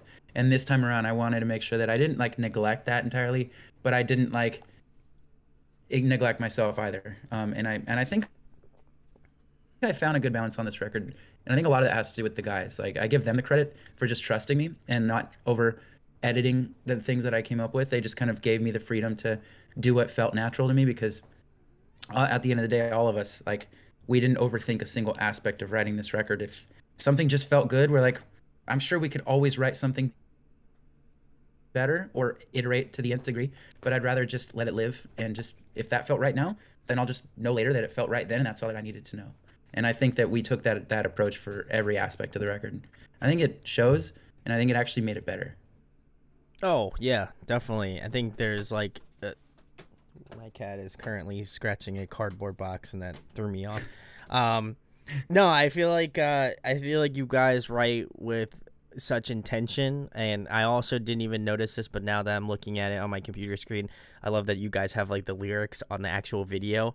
That's really cool. I didn't even really notice that until just now, and I was like, wait a second. I was like, are those lyrics? I was like, that's cool. I like that. It's a digital album book. It is a digital album book. Yeah. I didn't put that all together. Now I feel like really stupid for not realizing that. There's Easter eggs in everything we do. There's Easter eggs everywhere. I'm imagining the bottom here where it has the Braille. It just says Glizzy Gang in Braille, but I'm not 100% sure on that. So yeah, I'm not gonna divulge what the Braille says. Well, you also can't feel the digital album book either, so you're kind of screwed on that one. Yeah. Good luck. I'm like touching the computer screen. Headset. You got to really full commit. I do. Yeah, you're right. As being like, you gotta go half-ass, man. You gotta go full ass. Always. Yeah, I have to go full ass into this live track by track, which we're currently doing right now. Guys, go check out Protect Your Heart. This is the perfect segue to talk about them. So check the links below. Go check out this new album if you aren't joining us live, which, again, I'd be very disappointed if you aren't joining us for, our semantics here. This has just been like a real vibe setter here. So listen, if you're joining us after the fact, hell yeah, gonna like you a little less, but if you're joining us live, you're a real one. You're spitting. I don't know. I guess that's what the kids say. Family. No, we are definitely not fun for the whole family. We've immediately said shit that is definitely not kid friendly. So we not are on not our a family album channel. though, which is kind of interesting. Not on the album, but yeah, there's no cursing on the whole record. Not a single like cuss word or anything. Damn. That could be no explicits. Yeah, no explicits. So the music's for family, but isn't this mostly soccer moms? Yeah. Mostly. Once you get to know it, soccer moms with systems. What kind of yeah. Can you be more specific? Yeah, what type of system, man? Tell us.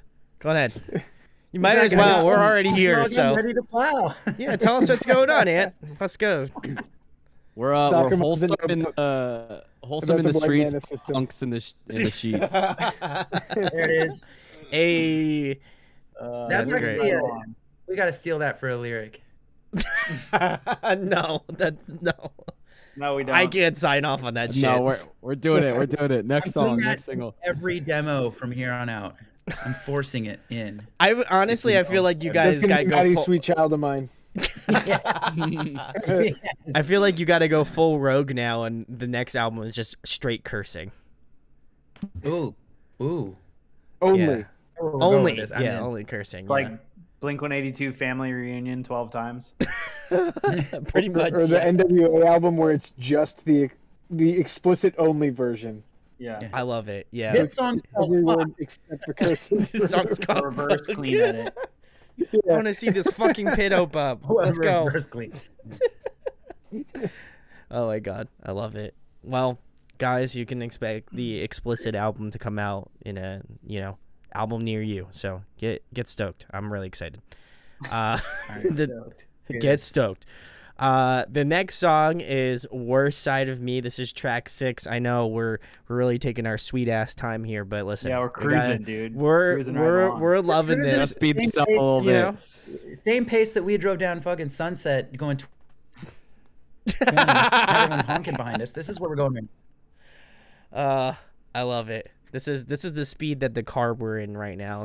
We're going at The just Cadillac. a breakneck pace right now. So guys, let's move it on to track 6. This one is "Worst Side of Me." Let's get this bad boy a spin.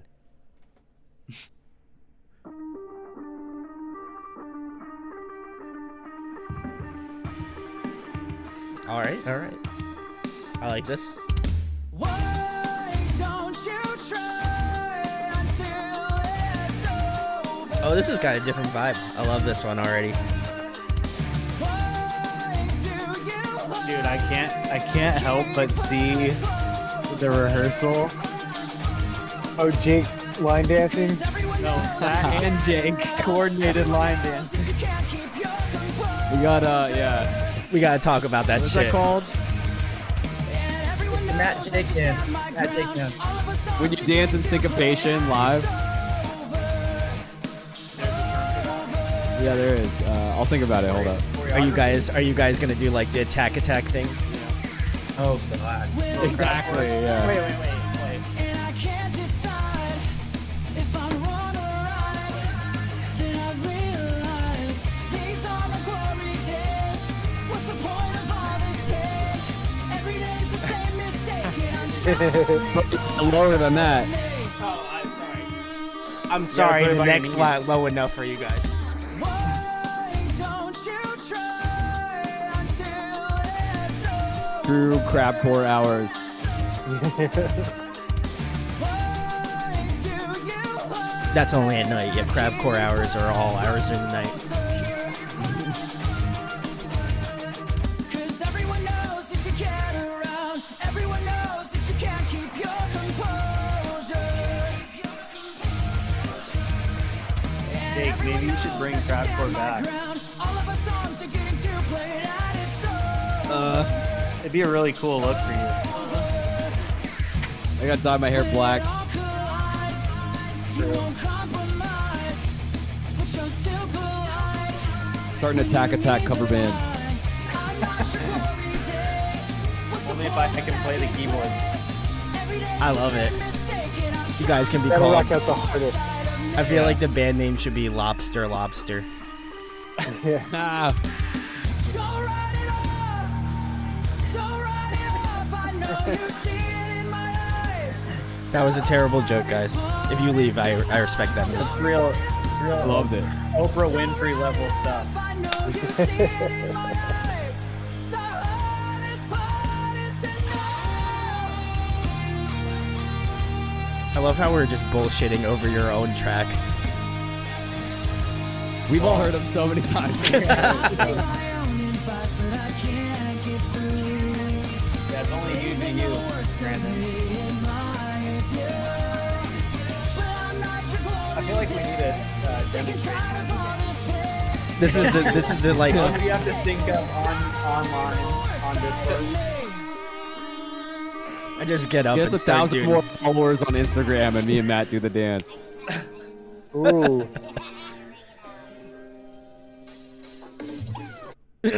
I love that ending. That's so cool.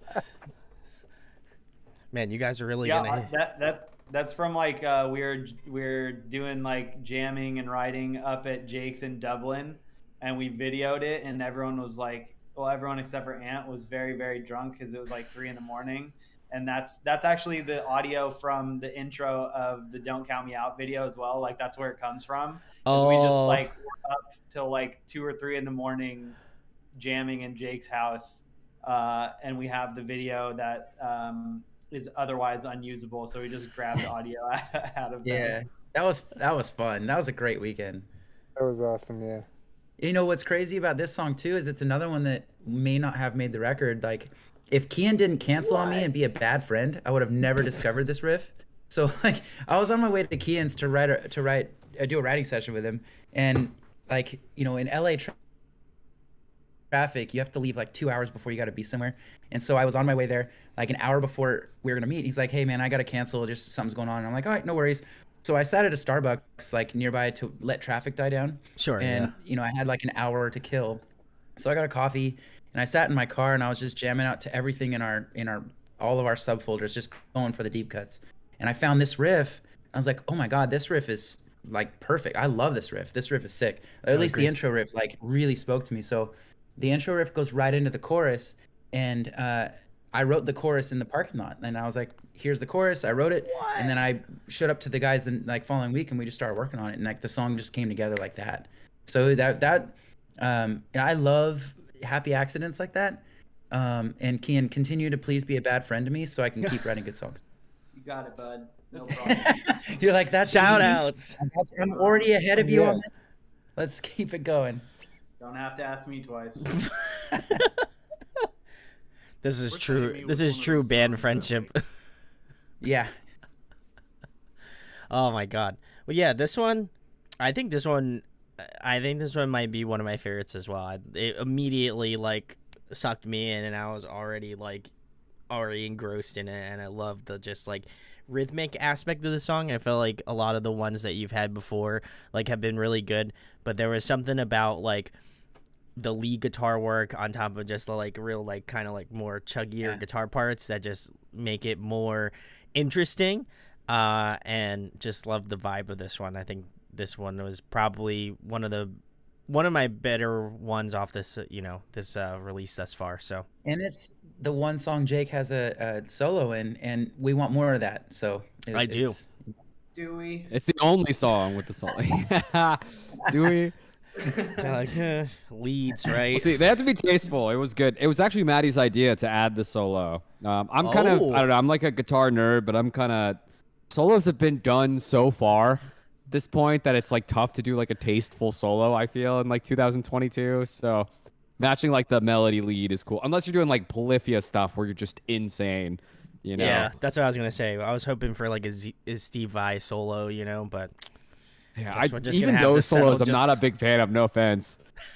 No offense to Steve Vai. His solos are damn, kinda, man, Jake calling out some Steve Vai out here. I'm that'll be my boxing fight. big sus, big sus. Deathmatch, Jake versus Steve Vai. Yeah. Then And Maddie Joe versus, Satriani state comes from the champs. heaven. We gotta figure out everyone's boxing match. Before the end of tonight. Yeah, before this is on over this with, call, we need to know. everyone gets a boxing. Fuck it. At this rate, we're gonna be here till 3 a.m. So we have time to think about it. I Yeah, don't. time. Jesus Christ, I don't want to be here till 3 a.m. I'll be like, it'll be like 6 a.m. my time. All right, next Be song. like- Yeah, keep it going. But no, this one was great. In regards to lyrics, Manny, what's what are we dealing with here? It's just a straight up breakup song. Like it's like being stuck in a relationship that you shouldn't be in, that is unhealthy for you, but you find yourself attracted to it even though you shouldn't be in it. I think we've all found ourselves in similar situations, so it's universal. But I have a tendency to stick around in situations I shouldn't much longer than I should. So because there's often redeeming qualities that like you convince yourself should overshadow the non-redeeming qualities. Sure. And so I have a tendency to find the best in people and stick with that and ignore the bad. And so that leads me to tough situations sometimes. So anyway, I just wanted to write a song that was like, you've had enough.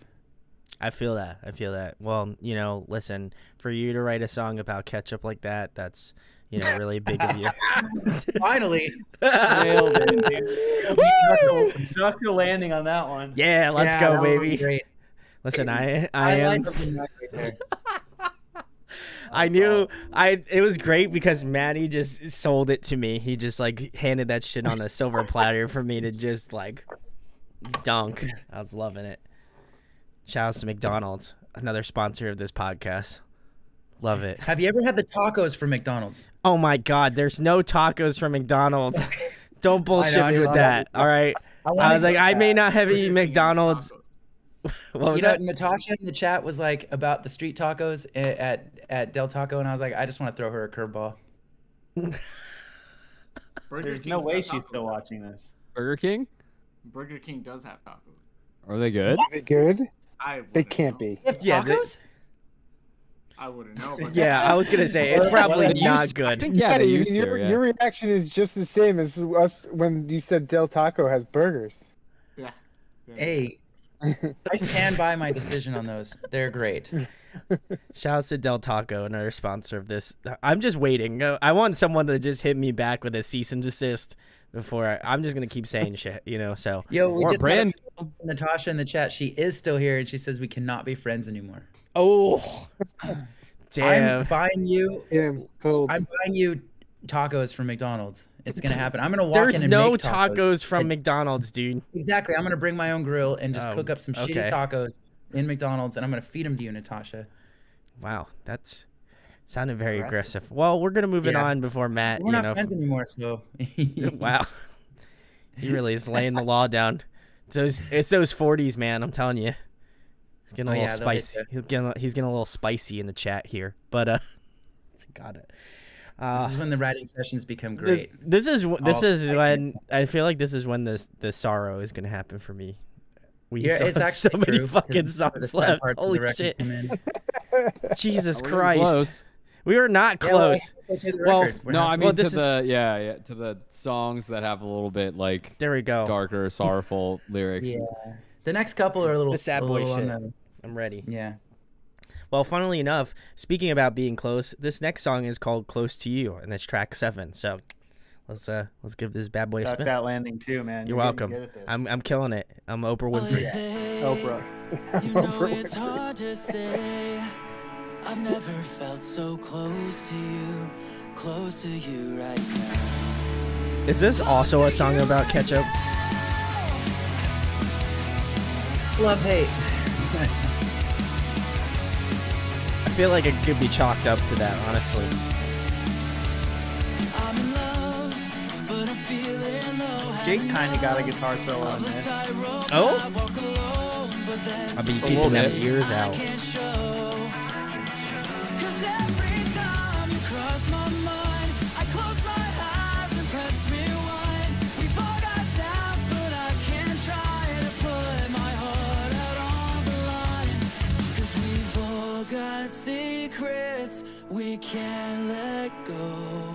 If I share my weakness, don't let go.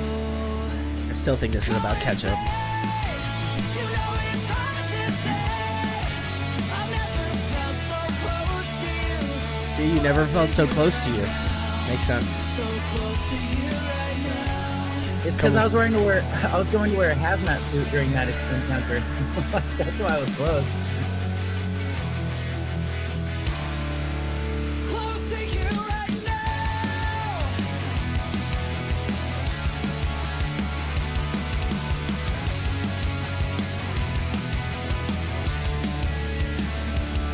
Well, it seems that I lost myself in between the smoke and fire. Every spark What do you think? What do you think of the song?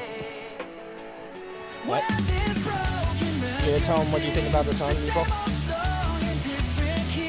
No comment, guys. I'm sorry.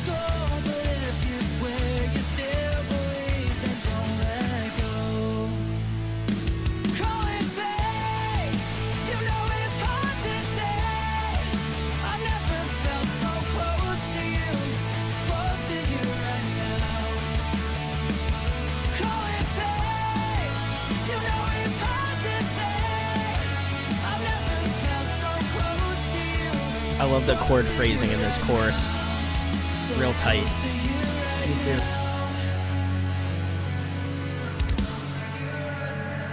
All right, is this where we crowd kill? Is this the time? Crowd kill. Every time that I crash and burn, the dark days almost feel like they're rehearsed. Wonder if it's only getting worse. 'Cause we've all got secrets we can't let go. If I share my weakness, don't let go. Call it fate. You know it's hard to say. I never felt so close to you right now. Call it fate. You know right, Matt. Going extra. Oh, we got the.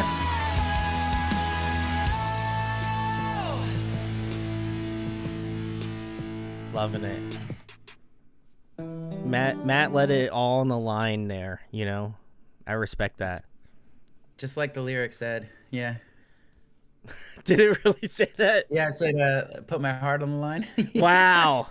That was completely unintentional. Yeah. So, like, when you hear that song for the first time, you're going to think, well, because it definitely comes off like relationship vibes. Oh, Of, yeah. Like, not knowing how to be close to someone, letting them in, and kind of like being vulnerable. But originally, the topic was about my friend who got diagnosed with cancer. So he got Oh, diagnosed, wow. and like I found out, and like a couple of weeks later, I just kind of sat with it, and I was like, I've heard this instrumental, and it's, you know, it just had parts of it that lend itself to like something a little more heart tuggy. Sure. And yeah. so I was like, you know what, this is a pretty good topic. I think we had we would call wizards, where when they give me an instrumental, I go in and I, you know, with all of us there, I just start spitting out whatever melody comes to mind. But I don't do like oohs and ahs or la la la's. I just actually say whatever lyric comes to mind, and we call that a wizard. So like this song, I think Close to You came out in lyrical content in the wizard just naturally. And so wow. I ran with that, and it worked really well with that topic. So then I started with that, and in my version 2, I was like, you know, version 1 doesn't really fully cover everything I'd want to say, interpreted in multiple ways. Yeah, and I think that I like that because it's not, you know, it's up to the person's interpretation of the song. It's not necessarily like, okay, I wrote this like a real, you know, relationship song, or I wrote this about my friend who's going through cancer. So it didn't come across as like one or the other, at least specifically for me. But I think it's cool to have the context of you writing this for your friend, and obviously that's, you know, a really cool thing. So big shout out to you, Manny, for doing that. But you know, I also think it's like cool way to show like tribute to your friend who obviously is going through a rough time, and obviously can be like instilled in music for forever. So that's really nice. I actually have never told him that it's about him. Oh wow, so he'll be finding out on here. Holy shit. Yeah, I might need to finally share with him. I don't know if he's ever heard our music at all, so you know, we'll see if he likes it, or if he just throws my iPod on the ground and stomps on it and says, "Wow, how dare you!" That seems. No, I'm kidding. I was gonna say that. Get this trash out of here. No, he's a sweetheart, man. He's a really great guy. He just eats the iPad. He eats it. He puts ketchup. He puts it in between a Del Taco cheeseburger. Oh my god! What is with you in this? Oh my god! What is with you and ketchup? What do you mean? What's with me and ketchup? It's a great, you know, it's a great condiment. Goes on everything. That's where I just fundamentally disagree, and I think you have an issue. I probably do. There's a lot of things wrong with me. Yeah, me too. So we're even. That's good. Yeah, dude, this song took forever to finish. There were so many versions of it, and it was one of the only songs that lived in everyone's different studios over the course of many years. Like it started in one place, and then it moved to another place, and then moved to another place, and another place, like full tour of LA to the Bay Area and back down to LA. Just to and a stop in Fresno where Jake came over. He drove down to Fresno for a weekend. We worked on harmonies for that song, and like some of those actually probably made the cut. Yeah, it was a long, arduous process getting this song to this state. And then because of that, it was a real riff salad in terms of the guitars and the way they were recorded. And so then when it landed on Anthony's plate to fix it, that was a nightmare as well. So yeah, big challenge with this one. I don't think we can hear Ant. Ant is something's dead, wrong with his not talking. No vocals. Microphone doesn't work. Oh no.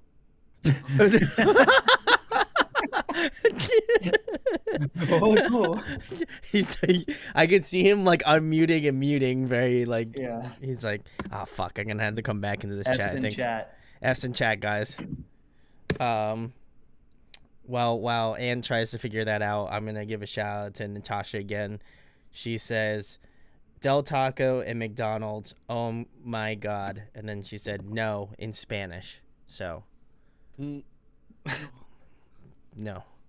Yeah, no more. No. No más. No más. I only know a little bit of Spanish, poquito. Don't come for me. But yeah, no, Muy bien. muy bien. Muchas Nailed it. gracias. No, I really like this one. I think I also love where it's placed in this album too as well. I think it's like roughly smack in the middle of the album, and I think it offers a nice, like, I always use this like food terminology, but like it's a nice like palate cleanser, like in the middle of the album, where like, and people always are like, why would you say that about a song? And I'm like, well, it's not a bad thing. It's always like, it's a good way to like break up the album. And I think if you're used to having the like the easy core like breakdown sort of stuff, it was nice change of pace to have like one that's a little bit more sentimental. It has a little bit more of, I would say more of like a pop influence, right out the gate, maybe like a little emo sprinkled in there. I could hear, I could feel the like eyeliner coming off your eyes, a little bit. So I think it's kind of guyliner. Sorry. My mistake, but I feel like it hits that nice stride where you can have a song that's a little bit more sentimental in the middle, and people are going to be like, I think either you're going to like land fans that are going to be like, oh wow, this is a nice like softer song, and then hopefully they'll get into more of the like heavier side of your band, or they might be like, oh, I don't know if I really like this one, and this one might not vibe with them as much. But I tend to lean more in the camp of, I enjoy that it's kind of smack dab in the middle, and that I can, I hope that the next song is just like an ass beater, and that's what I'm really it's what I'm really guiding for right now. But let's see. Let's find out if you're right. All right. Well, I feel like I'm wrong, and that it's not going to be, but yeah, I really enjoyed this one a ton. So guys, if this next song is an ass beater, then shit, I want to hear what you feel about track 9. Oh, okay. Well, okay. So the ass beaters are later on. All right, great.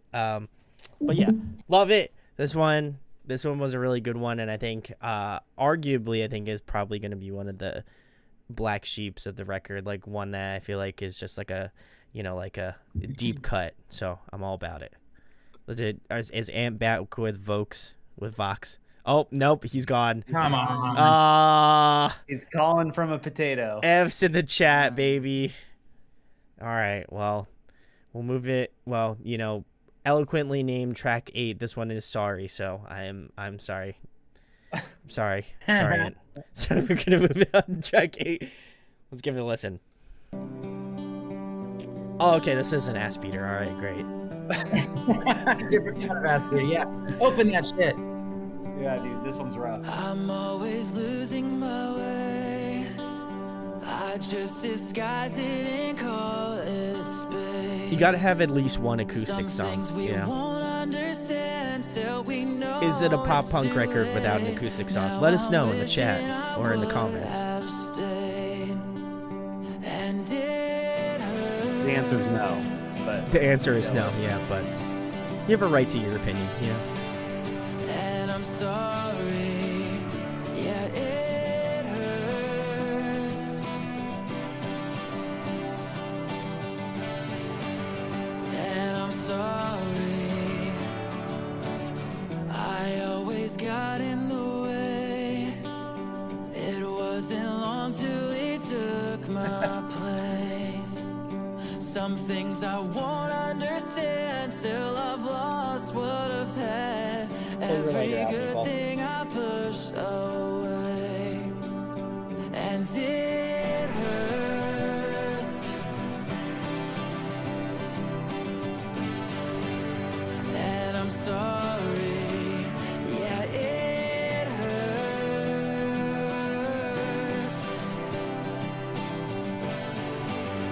And I'm sorry.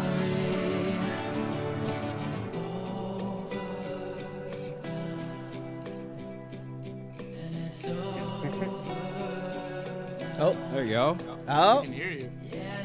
he's back. let's go. Ant's back in the building. And now he's not green anymore. It's great. The prodigal son Sorry, I has think returned. green? You were like green. Yeah. Oh, never mind. Oh, there, I he's fucked it back. up. He's back. Oh shit! I was not expecting that. That's dope. I like this. You really subverted the expectation of the song. Kudos, guys. Well, it's over now.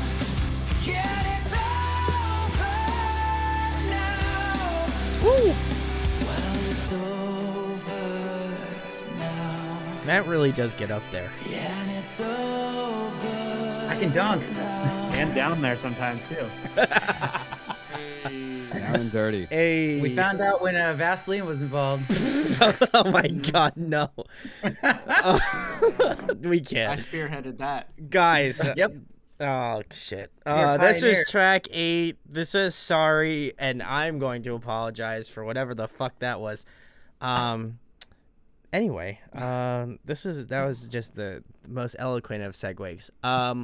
But no, I really enjoyed this one. I think this one was very surprising to me because it starts off with like acoustic guitar, just vocals, and I like when bands really do that because I think if you hear a vocalist, you kind of want to hear the full gambit of what they're able to do, right? And I think an acoustic track is like one of the best ways to determine if whether or not like they can kind of do like maybe the lower tempo or maybe like kind of lower vocals in terms of register, and then I also love the fact that you guys kind of like full banded it at the end and just really just sold it home. That was really cool, and was definitely a surprise because I was just kind of expecting this to be just like, as you said, you said this was going to be more of a chiller song. So I was definitely a little bit taken aback that you guys would just throw in like, just a full band moment at the end. That was really sick. Yeah. Am I still Yeah. green? You are still green, and Yeah. also there's You like are a spooky, fucking man. like purple highlight of the like ketchup bottle hanging out at the oh my god, this is terrifying. Yeah, Jesus. Oh man. Anyway, I love this song. I thought that one was really again well put together, and I think just again the whole. What the hell did he knock over? Oh well, whatever. Anyway, my cat is currently going. My cat is You're going ape shit, dude. The hell. Anyway, I really love In the pit. He is. Yeah, he really knew. He's like, what? Bring out the heavy songs. Yeah, don't worry, they're coming, bud. But Still green. you are still green, Ant. I don't know what's going on here, but yeah, no. Getting back to the song, I need to finish this sentence, but I love the fact that you guys went from like a real soft moment and then it just hit me with the like feels at the end. I love the way that Matt like really sold it home with the vocals. I think that really just, I was kind of like, oh, this is a really solid song. I kind of put it at like an 8, but then like once we got into that full band moment and then like Matt really just pushed the vocals, I was like, okay, this is more like a 9, 9 out of 10. Really vibing with this one a lot. 9 for sure. It was definitely Perfect a 5 9. out of 7. You A know? perfect 72 out of 8. Yeah.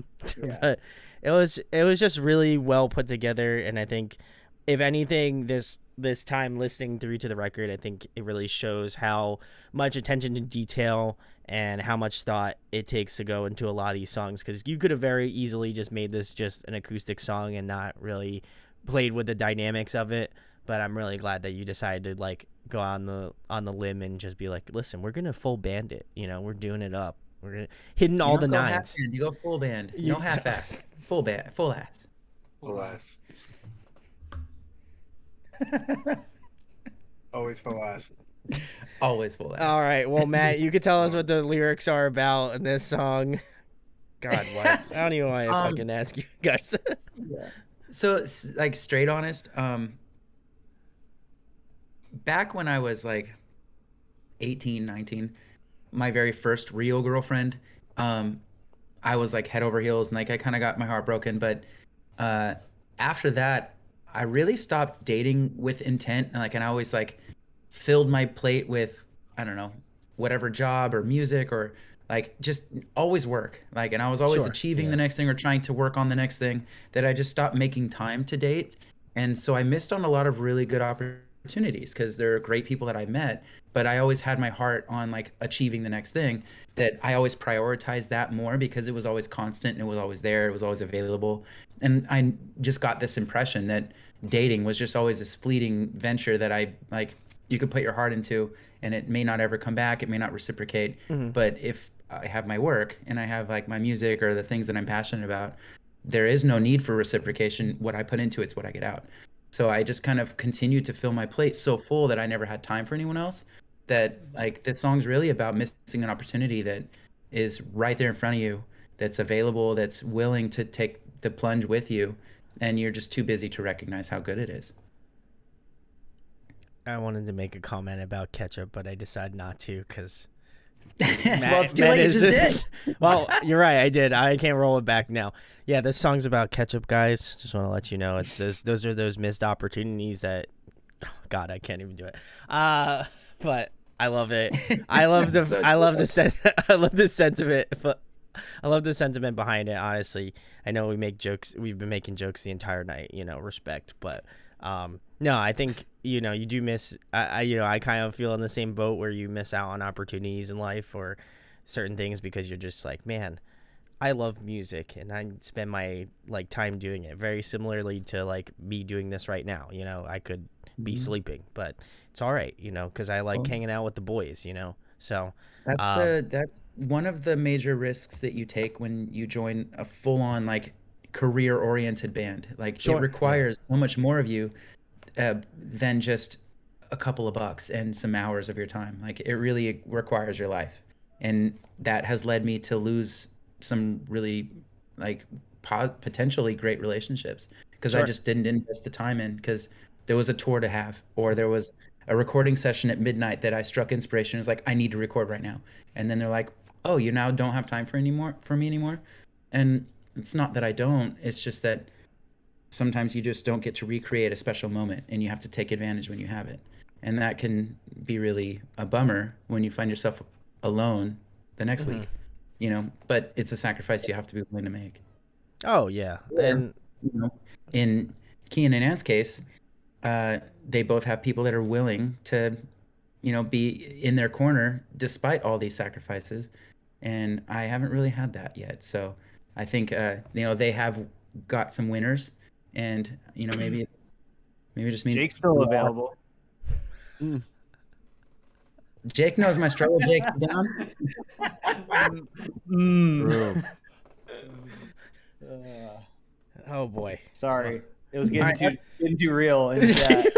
Yeah, that's the last real moment of the whole episode. The rest of it's easy, smooth sailing from here. Pop punk bingo, sentimental relationship stuff. Yeah. Check, got it. Emo. Check. No, Got it. actually, we do have a couple emo moments coming up. So Oh. I wouldn't say check entirely. We have to the check mark still be. okay. The check. We're like half checked now. We're half checked. Half checked. We're half-assed. Let's go full ass. Let's move Okay, on. let's full ass move it on to the wow. What a great segue from Matt. Oh, wait for it. In the chat, girl569XYZ said, "My hot photo here." Let's go. There Click you it. go. See, look, Matt, you were talking about something sentimental and it showed up. Yeah, no, dude. Wow. But there's no Don't miss- link. Yeah, don't we miss just out gotta- on The Don't miss internet out on has an blessed opportunity you. of a lifetime here, honestly. Yeah, dude. If you Don't had to be leave the sorry. chat, it's okay. Click the link. Yeah, click the local hot singles in your area. We're gonna move it on to track number 9, which is, pun intended, take control. So we're gonna take control of this song. So, track number 9, let's get it. Take control of this podcast.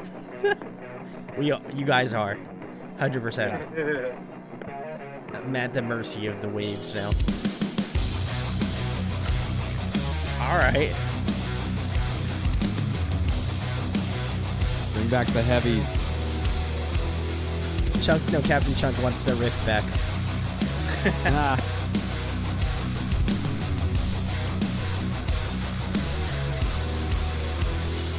An open book and nothing changes. I'm always lying through my teeth. 'Cause I just keep on burning pages that I'm scared to let you read. I try to smile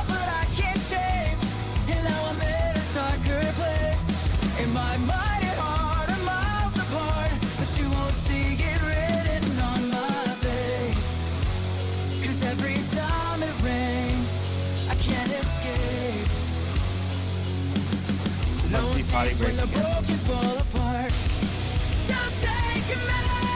Woo! All right, Matt. I don't know if I can carry on. So take control. Ooh, So take control. you weren't lying. Ass beating's coming out right now. So take control.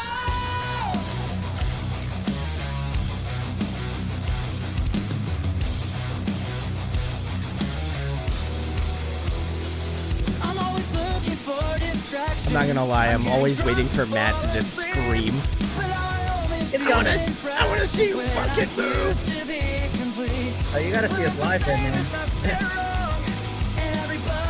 Honestly, I hope Matt opens his setup with "What the fuck's up, Denny's?"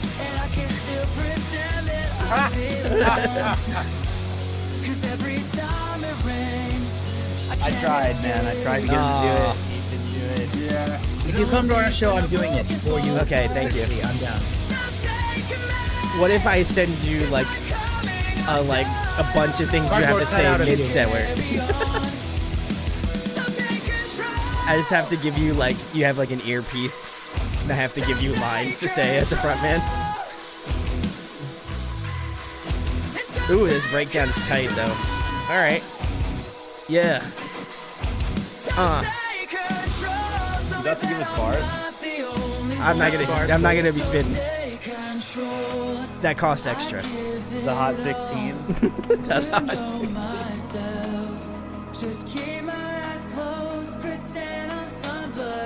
I honestly just want to do a DJ Khaled moment, but for metalcore.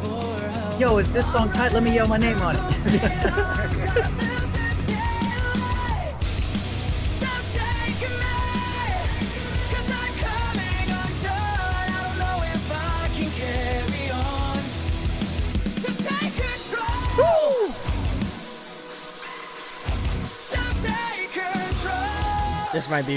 This might be one of my favorite ones thus far. This has got the energy. I love playing this song live. So much fun.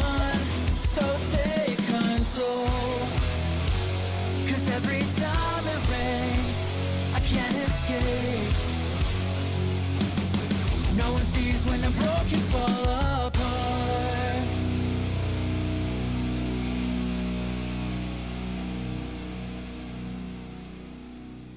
I don't know how you can't have a smile on your face while listening to that song. That one's hot. That one's definitely my favorite. This is the front runner right now. Listen, we still got a couple left here, so I'm waiting. I'm waiting. Take control and never gonna leave you are definitely my top. Ooh. All right, we're getting into the heat then. I'm about it.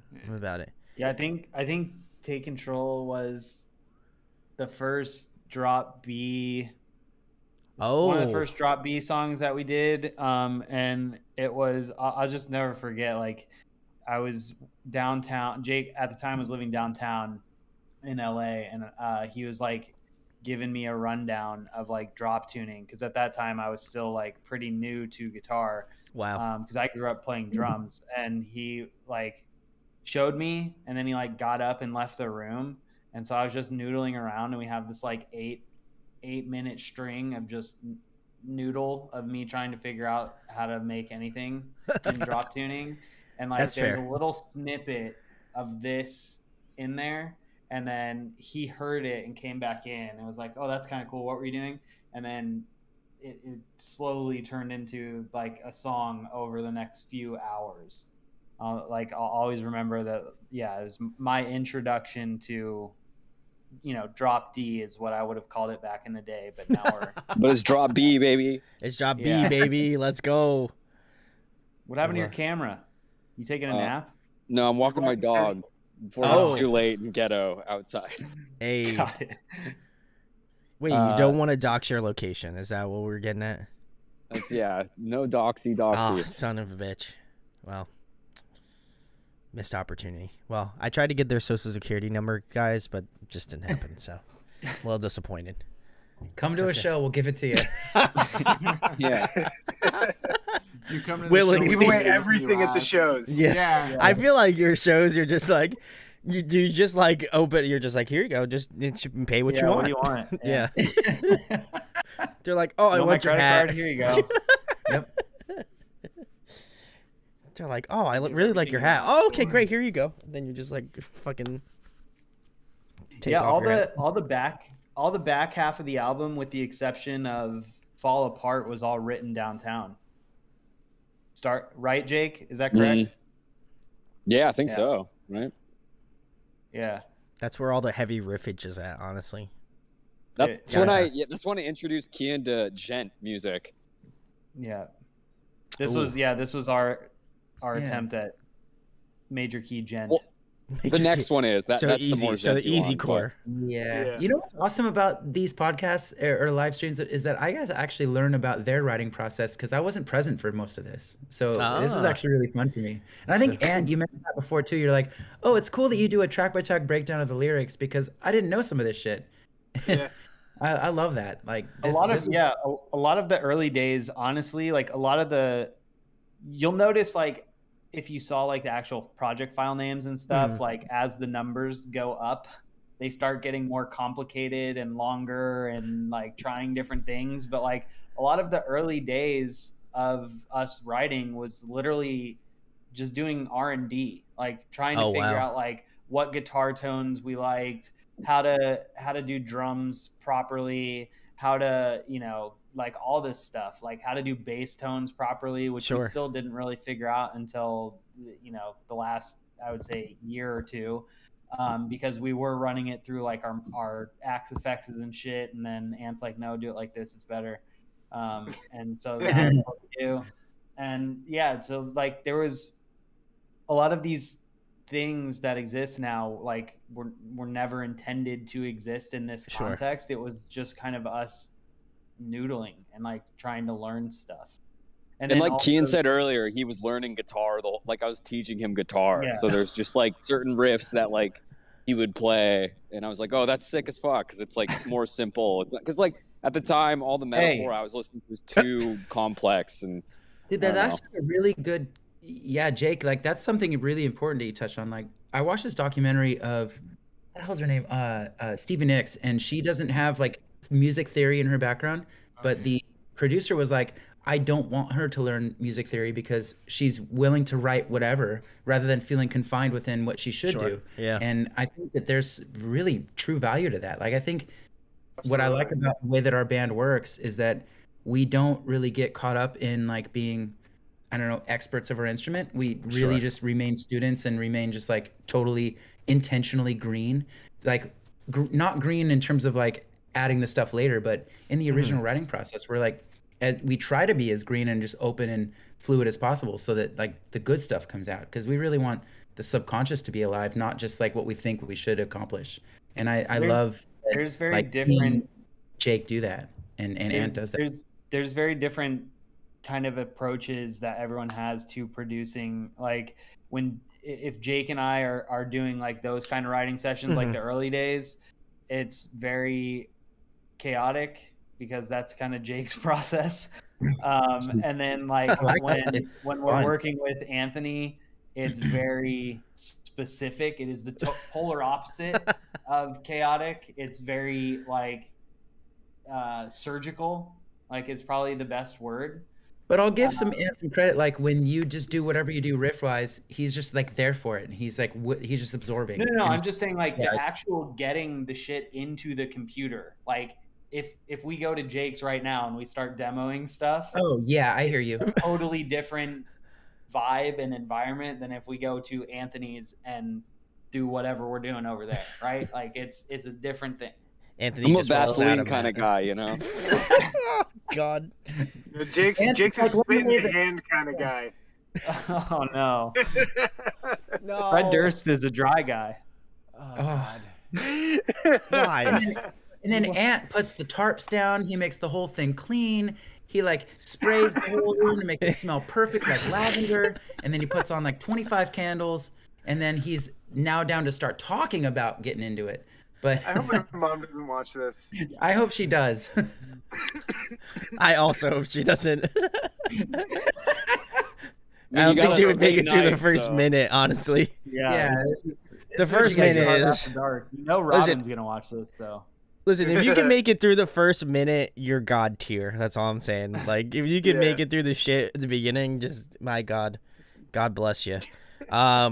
No, I feel like based off of what you guys are telling me, it's like Ant is like Dexter, where he's like very like, okay, like we are going to do this, you know, like we're going in with a mission and we're coming out with a fucking song, you know, and that's like, I appreciate that, but I also love like Jake's approach as well, where, you know, I'm kind of the same where I just sit here and I'll like just noodle and be like, oh, I like that. I think I should do something with that. And then it just sits in my computer for forever. And then I just wind up interviewing bands. So I have a better time of doing that, apparently. It's funny you say noodle, because Ant is the noodle king. Ant is the noodle noodler. king. Oh, okay. Yeah. Riff salad. Yeah, over Hot here. dog noodle. Ant It's will a Hot noodle. dog noodles. Ant will noodle all day long, and Jake will spend no longer than 30 minutes on an idea. I think that's the charm though. Like It I think is. early in the writing process, like getting everything you can while it's fresh in your head in the computer. Yeah. Like Mhm. you gotta just be willing to just go. Like whatever, just keep the vibe going. Yep. And Jake's really good at that. He's just like, oh, I don't give a fuck. Just play, go. It's about it's awesome. keeping the But then when creativity it's time alive. to get the tones and get the takes and get the whole thing like feeling like a finished product, Ant is like the man. Like so, Just sit there and forever. Keen and I kind of live right in the between of both. Like we love both, and we thrive on both. Like we can't have one without the other. So it actually really works. Like we need, and I would guess that, and we haven't. This is our first like moment in this new song that Jake's been talking about since the beginning of the podcast. We're bringing Mauricio into the equation because he wasn't around for the writing of the first record, okay. but he's here for the writing of the second. All So right. I have a feeling he's gonna live where Kian and I live, and Ant and Jake are gonna be over here. But it's gonna really work because we need both. We can't have everyone think the same way. What do you think, Mauricio? Yeah, the way that I tend to approach things like methodically, and it's funny. Like today we were actually talking about this new song that Jake was talking about. You know, I was like, they sent me the initial stuff, and I'm like, yeah, I'm gonna probably I'll record some stuff over this and ideas, whatever you guys are into, like let's keep it in there, or whatever you guys don't like, let's dissect it. You know, like let's work with it. And it's funny because like usually I've often worked with music where like I just get a blank slate, like get guitars and stuff. Sure. And then this time like they have a foundation at least. And they're like, all right, cool, let's do this your way or our way. And like I'm like, all right, you know. It's cool, you know, because not only do I get to bring in like my ideas and my style of drumming, which has changed so much since in the 15 years I've been playing. But now it like Matt said, like we're always learning, you know, and it's great to get that perspective from someone else where it's like try this or let's try something else, and it just in the end you just get the best possible thing you can end up with, you know. And I'm Yeah. Like the day that I joined the band, we had a discussion. It was like, we don't like egos, leave it at the door, and best idea wins. We don't care where the idea comes from. It just needs to be awesome. Yeah, it's a And great idea. we don't give a shit who gets the credit. So it's just do the right thing, get the job done, make the song great, and we all have a blast. Yeah, and I'm so excited. It's gonna be badass, you know. I'm excited. And I feel like I appreciate you joining us, Mauricia, like just because I feel like it's obviously not writing the drums on this. Do you feel like when you play these songs live, do you take a lot of liberties in regards to like how the drumming should go? Because I can listen to these songs and be like, oh, okay, the drumming's sick, I like it. But I imagine just because you've been playing drums for, as you mentioned, 15 years, I imagine you take your own liberties, how you go about certain rhythms and stuff. So I'd be curious to see how your takes on some of the drumming within these songs have changed, because I imagine, again, playing them live, listening to them a ton, just kind of like mowing through them, trying to figure out what works. Do you feel like you're trying to like craft your own style within the songs that have, the album that's been released? So like I said earlier, it was like I tend to be very like critical and like straight to the point. Sure, and everything. sure. So when they sent me all the music, like I tried my very best to just like nail everything almost practically like note for note. That was Oh, wow. Okay. what they had written. And one day, I don't remember how this came up, but Ian was like, you don't have to play everything like super perfect, and was like, you put in your style and this and that. And I was like, so when he told me that, and then it took me getting comfortable playing the songs, just there's always that like breaking period. I've put in my little pizzazz and so far everyone has dug it, and it's cool because like I want to be like respectful of what's there. Sure. And then yeah. like it's also great to be able to have that liberty, but I also enjoy like having something given to me and being like, here it is, play it. Yeah, Sure. I mean, Like I don't think have a problem with that either. the way our drums get written is usually it's like Jake kind of will lay down a bass layer based on what rhythm he wants to do with the guitar. Sure. Yeah. And I'll generally do that too. And then it moves into like, I'll sit there and noodle on it and like add some style points and stuff like that. That like, cause I also played drums for 10-ish years. So that I was supposed to be the drummer of this band. I wasn't wow. the guitar player in this band until Jake told me that I was like 2 years into it. So that's kind of how that happened. So like I'll go in and like I'll write them the way that I would play them if it were Okay. me sitting back there. And then Anthony and I, when we go through like final stuff, we'll go through with a fine-tooth comb and like really dial them to the point where it's right. Sure. Yeah. It's not like an initial pass and then a refinement and then another refinement. It's like, here's the like basic idea to support what the guitars and those rhythms are. Mhm. Here's the style points on top of that, and then here's the like album version, right? And like I've heard Mauricio say it a bunch of times where he's like, you guys have like your drums are a style, like they are specific to what you're doing. And so he also like adds stuff in the live set that's like, in my opinion, it's usually pretty subtle, and he picks his spots, which I love because it's not like flamboyant all the time and just going, buck wild. But like there's some little bits where he'll like choke out a cymbal before a breakdown comes in, or like hit a bell and do like some hi-hat stuff and go back around the kit and like in certain parts.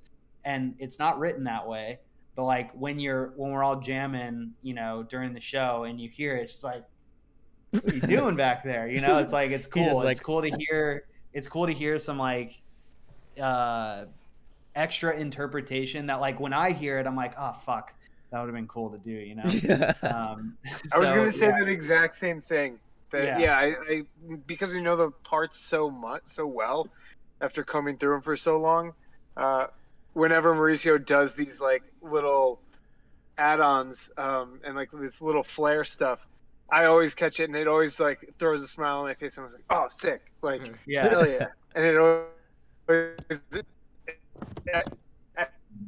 always Oh, we're losing him. Potato.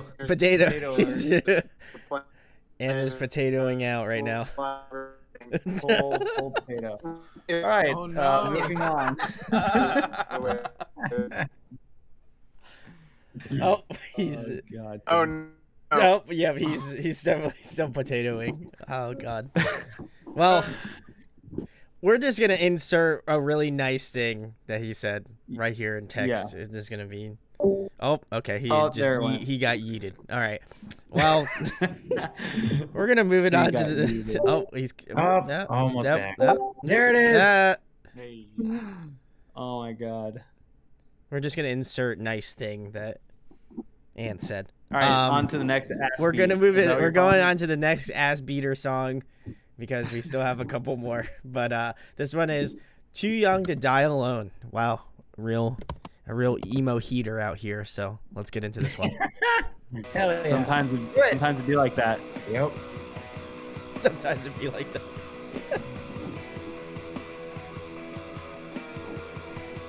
Shout outs to Ant. He's really struggling out here. He's connected to a potato. Yeah. See, this is what happens when you leave the Los Angeles County. Yeehaw. From Jake's back. Why do I feel alone and I wake up cold? These tears they disguised by a heart of stone. Always chasing All right, the little chuggies at the end. I like that. You said that we could be lonely together. It won't last forever. There's always someone to blame. Tonight I was hoping you'd leave in the morning. I'll rewrite your name, she said. We're too young to die alone. This love was meant to be forgotten. Ooh, I like this breakout moment about it. I'm better off now on my own. When I'm sober, we crossed the line. Now let's be honest. We're better off by letting go. But we're too young to die alone. All right. All right. All right. What a transition.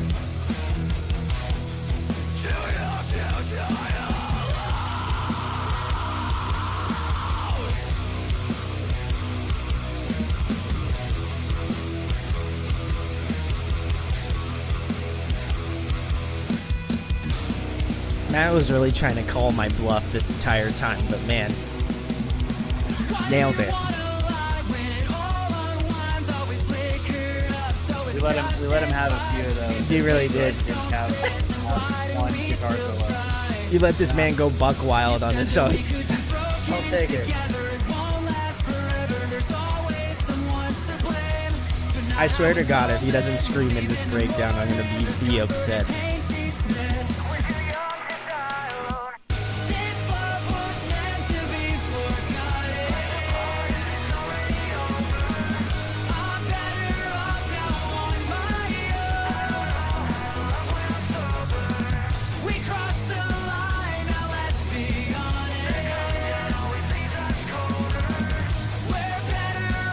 Cool call and response vocals.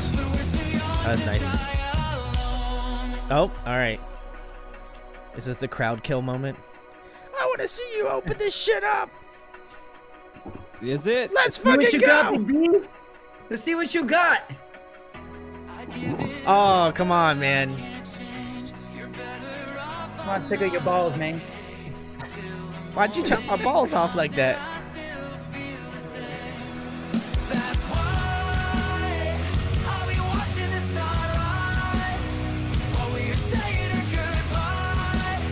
You subverted the expectation that I was expecting a breakdown.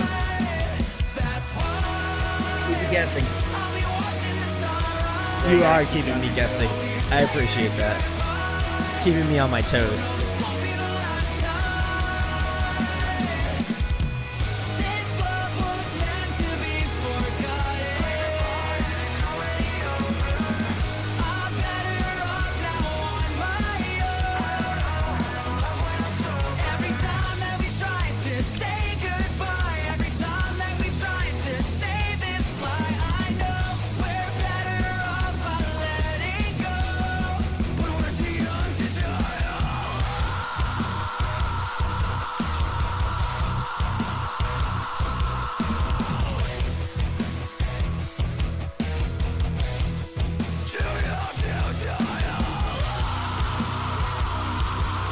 Kudos, Matt. We did it. There you go. You got The everything bird's you want. free. What more do you want, Brandon? Apparently I'm asking for a lot.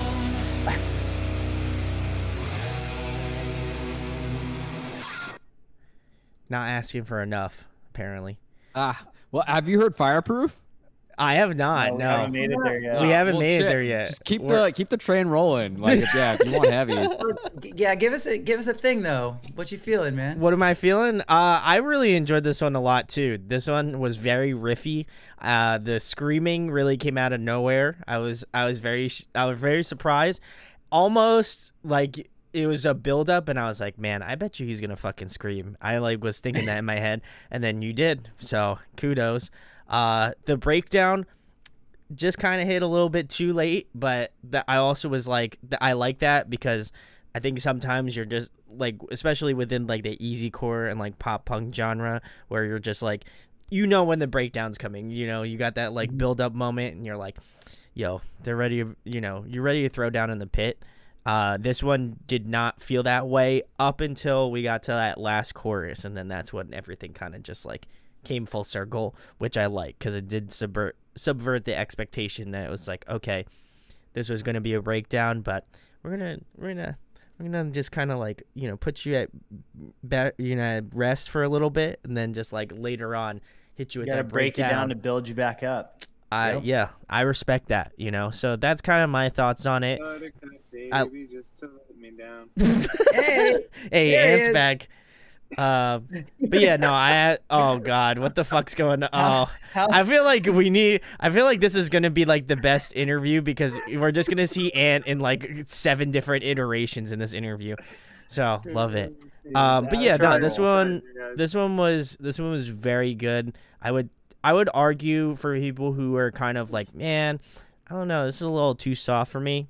I think this one's like the vibe checker, like you're like, all right, well, we have some heavy songs, like, so we can throw down, and I appreciate that because the first half of the record, you can tell it's like more melodic and a little bit more like focused on that, which I think is great. And then once you get towards the middle, it kind of like you got that nice like waiting period, and then once we got onto like the last track, like Take Control, and this one, Too Young to Die Alone, that's when like we're getting into like the let's we have a little metalcore, let's sprinkle that in there. So I'm excited to get into the rest of it. But for the stuff we're writing for the next record, it's like way heavier. Oh, I'm not writing another record. Shit. We're writing singles. If you consider the next We're doing singles, yeah. the record, whatever. But all the next songs, have a lot more heavy aspects. Yeah. Okay. There's like the next single we're putting out is not the heaviest, but after that it's like shit ton of heavy. Which The newest version's pretty heavy though, I feel. Oh, yeah, that's true. It did get way heavier, so we're stoked. Yeah, it's gonna be great. Natasha said send him the live recording of this, so I'm gonna have to get some DMs later, I think. Yeah, Natasha, send the goods if you got it. Send the goods. I need the goods. DM me on Instagram. But yeah, no, I thought this one was really great, and it feels like a setup to like heavier shit that's gonna close out this album. Funny you say this. Sorry, something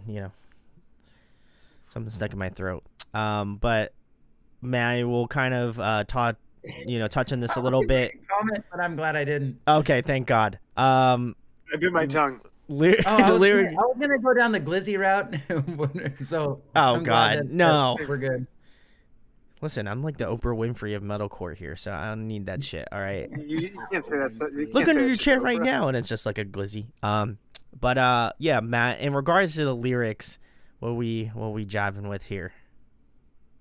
Well, actually, song-wise, like this was one of the first songs that I heard, like instrumentals that I heard from the guys. Okay. And when I heard this instrumental, I was like, oh my god, this song is so good. I remember telling the guys when I first even met them that this song was like one of my favorites of the entire bunch. And I put such high expectations on myself that I didn't actually finish the song for like a year. I sat on it forever and I just like mulled over it, and nothing I came up with worked. And it was all terrible, like at least to my expectations, because I didn't want to show these guys like a demo on my favorite instrumental that sucked. And I knew that there needed to be screaming, because that breakdown it's just not done justice if there's no screaming over it. Sure. And so I also had to learn how to scream because I didn't know how to do it before. So like I just like was like, fuck it. Like Jake hooked me up with this guy, Riff Shop, David Wu. Oh yeah. Great Shout out guy. to David. Yeah, the Um, homie. him You and know I- Riff Shop? I've seen a lot of his videos, but yeah, I love Yeah, his they shit. used to be Okay, in I the was in a same- band with him Yeah. back in the day. We were Oh. called Bleed Before the Skies. Ah, way very cool. way back in the day. But yeah, I hooked him up with Maddie for the screaming because Yeah. he does the screaming stuff super well. So, like, we did one Zoom session together, and like none of what he said made any sense to me. Like I was just lost. And then I don't know, like 3 months later, one day what he said like 3 months earlier just clicked, and all of a sudden I went from having zero idea how to scream to just screaming effortlessly, and it was like in this one aha moment. And so in that moment, I was like, okay, it's time to revisit this song and finish it. And I was sitting there. I live in Fresno, which is like 4 hours north of Los Angeles. My mom lives like close to Los Angeles. So when I go down to visit the guys, I stop by and I see her first. Then I go down to see the guys, and we do our recording, whatever. And I was sitting at her place the night before I was going to go meet the guys for a recording session. And I was just mulling over the song once again. And I was like, well, I don't fully know how to scream yet, but I know that I can do it enough to where I'm like, it happens. And Sure, I'm proud of I'm proud of where it is It's passable. versus where it was 2 weeks ago. And the lyrics just started coming, and I was, it was some deep raining day, and it was like kind of emotional, and it was like, I don't know, like the heart of December, January kind of time last year. And I knew that it was like a perfect time to write a song that was a little bit more melancholy. And I was going to see the guys next day, so I was super amped. And then I just got in my car, started driving around, and like finished the lyrics in the car and just finished the vocals in the car, and then drove down the next day and was like, I'm fucking ready. And it was like, this song was one of those that I just hyped up so much that I'm like, I was so proud that I finally got something right, because it took me a while to get this song in a place where I was happy. But I think it worked, because it's now like a staple of our live set. Oh, there you go. Love it. The screaming, if like I said, if you had told me the screaming that you didn't know how to scream prior to this, I would have been like, nah, you've been screaming for sure. There's no way. So it sounded really tight. I love the tone too, because I think it doesn't really some screamers don't really kind of click in terms of like ones that I can kind of measure it off of. So I do like the tonality of it, because I feel like screamers, they have like a specific way they scream, and this has like a different this has a different vibe. So I'm all about it. This was Hell yeah. This was the ass beater I was missing. So I'm ready to just get into ass beater territory. Oh, I thought you said ass meter. Ass meter, yes. The ass I'll take meter is that off. too. This is full This ass. ranked on the ass. Yeah, this is full ass right now. This is Full ass. this is 5 cheeks out of 5 cheeks right now. Okay, if this is 5 cheeks, give us your full ass opinion on the next one. All right, well, we're gonna get into this full ass Segue. opinion of track 11, which is Full-ass file opinion. fireproof. Let's give it a listen.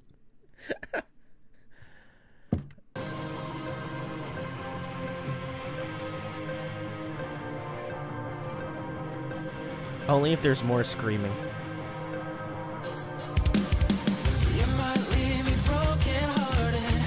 Oh, all right. Also, shout outs to this music video. Holy shit. This is fucking sick.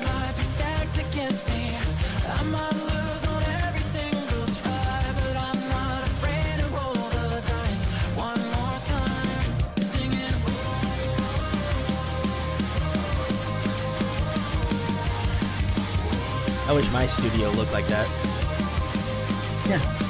Yeah, same. Same. Same. I'm glad we're all on the same page.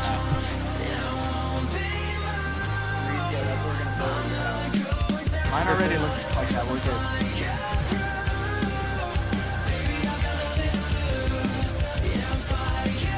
This is like way heavier.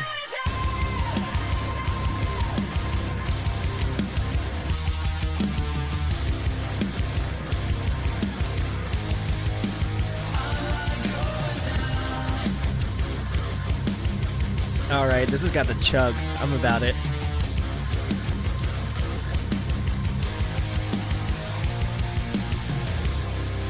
I'm just waiting for like a polyrhythmic breakdown, you know? Above my pay grade. We're getting him there though. I'm I'll make it happen. I'm ready for the jaunt. It's getting there. Okay. I'll live like I'm not scared. This is the last time I care. I'm not afraid to roll the dice. Just one more time. Singing.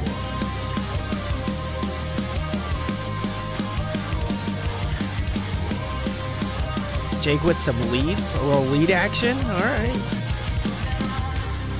Cause if I approve, I'm not going down. And I won't be moved. I'm not going down. Cause if I approve, baby, I've got nothing to lose. Yeah, if I approve, and I'm not going down. Woo! Wow, holy shit. That's really sending it right now. Full send. Full ass. Full ass, not half ass. Full ass. Full bottle of ketchup. God, I never want to hear that word again. Thank you.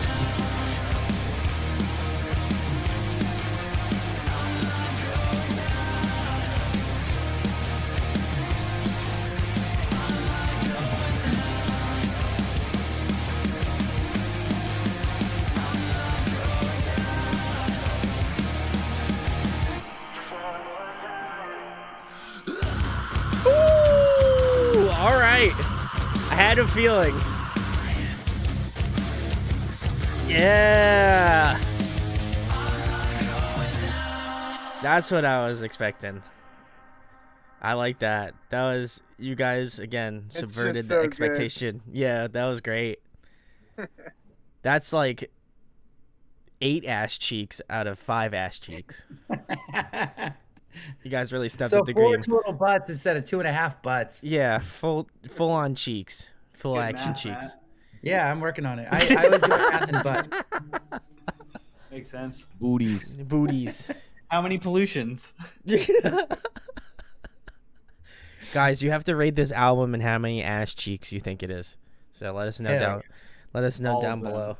All of the them. ass Let us know how many cheeks there are.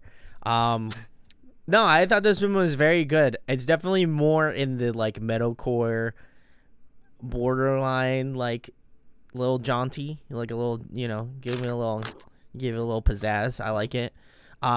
This one, I think, funnily enough, strays away from the pop punk easycore sound you guys have. This one definitely feels a little bit more like straightforward, like almost like hard rock, like metalcore sort of sounding songs. Like Which is Little, intentional. little like, dad rock, little butt rock. Yeah, we're down yeah, little dad butt. yeah. The, Little butt rock. Shout the little James. dad butt. On this But, one. Shout like, James. Yeah, James, fucking the reason our band even met, which I'll get into in a second. Shout out to James. To tie into your idea earlier, or your thought earlier, is we don't want people to have any expectations on what we're going to do after this. Like, we want it to be so wide open that they're like, well, they can go straight metalcore or straight pop punk, but everything in between, or just pop. Like, we really want to write whatever the fuck we want, like on a day-to-day basis. Most of it's going to probably deathcore. be, I but, really like, could have made a joke about we Matt. don't ever want to like not write a song just because it doesn't fit. Nah, if, dog. if we write it, we just want to write it. No could've deathcore just- songs? No Kid? deathcore, dog. No deathcore Yeah, we might songs. do a little deathcore. We're gonna do it there. Can, We're you, gonna can, get we, there. 'Cause, can we do yeah, a little we're- blast beat action? I'm waiting for that. Yeah, hell yeah. I think Mauricio has it. I mean, Mauricio's got the chops. I know. That's what I'm saying. I'll just sneak everything into that. All right, good. That's what I'm expecting. You'll never know it's Never in. know. You never Like, know. ding, ding, ding, ding, ding, ding, ding. Yeah. But so like the fun story behind this is that it's the entire like this song is a reason why this band exists, which is fun. Well, at least in this form. Like, What? had this song never existed, I might not have ever joined. I probably would have never joined this band. Like, it's really because the guy that I worked with when I originally wrote this song was connected to the rest of the guys. So this originally was an EDM song, like in 2017. Okay, I Yeah. could see that probably. Yeah, which this, because the song structure is very EDM wise. It's like the pre-chorus is the chorus is a breakdown, and so on. And so which makes sense because these guys are all EDM producers, and they've all worked with this guy named James, who is this artist named High Society. And High Society and I did a collaboration back in 2017 that was this exact vocal, and released, and then yeah, like we talked Kian about did the this. artwork. Ant did the mastering back then, and that led to the introduction that gave me an opportunity to join the band.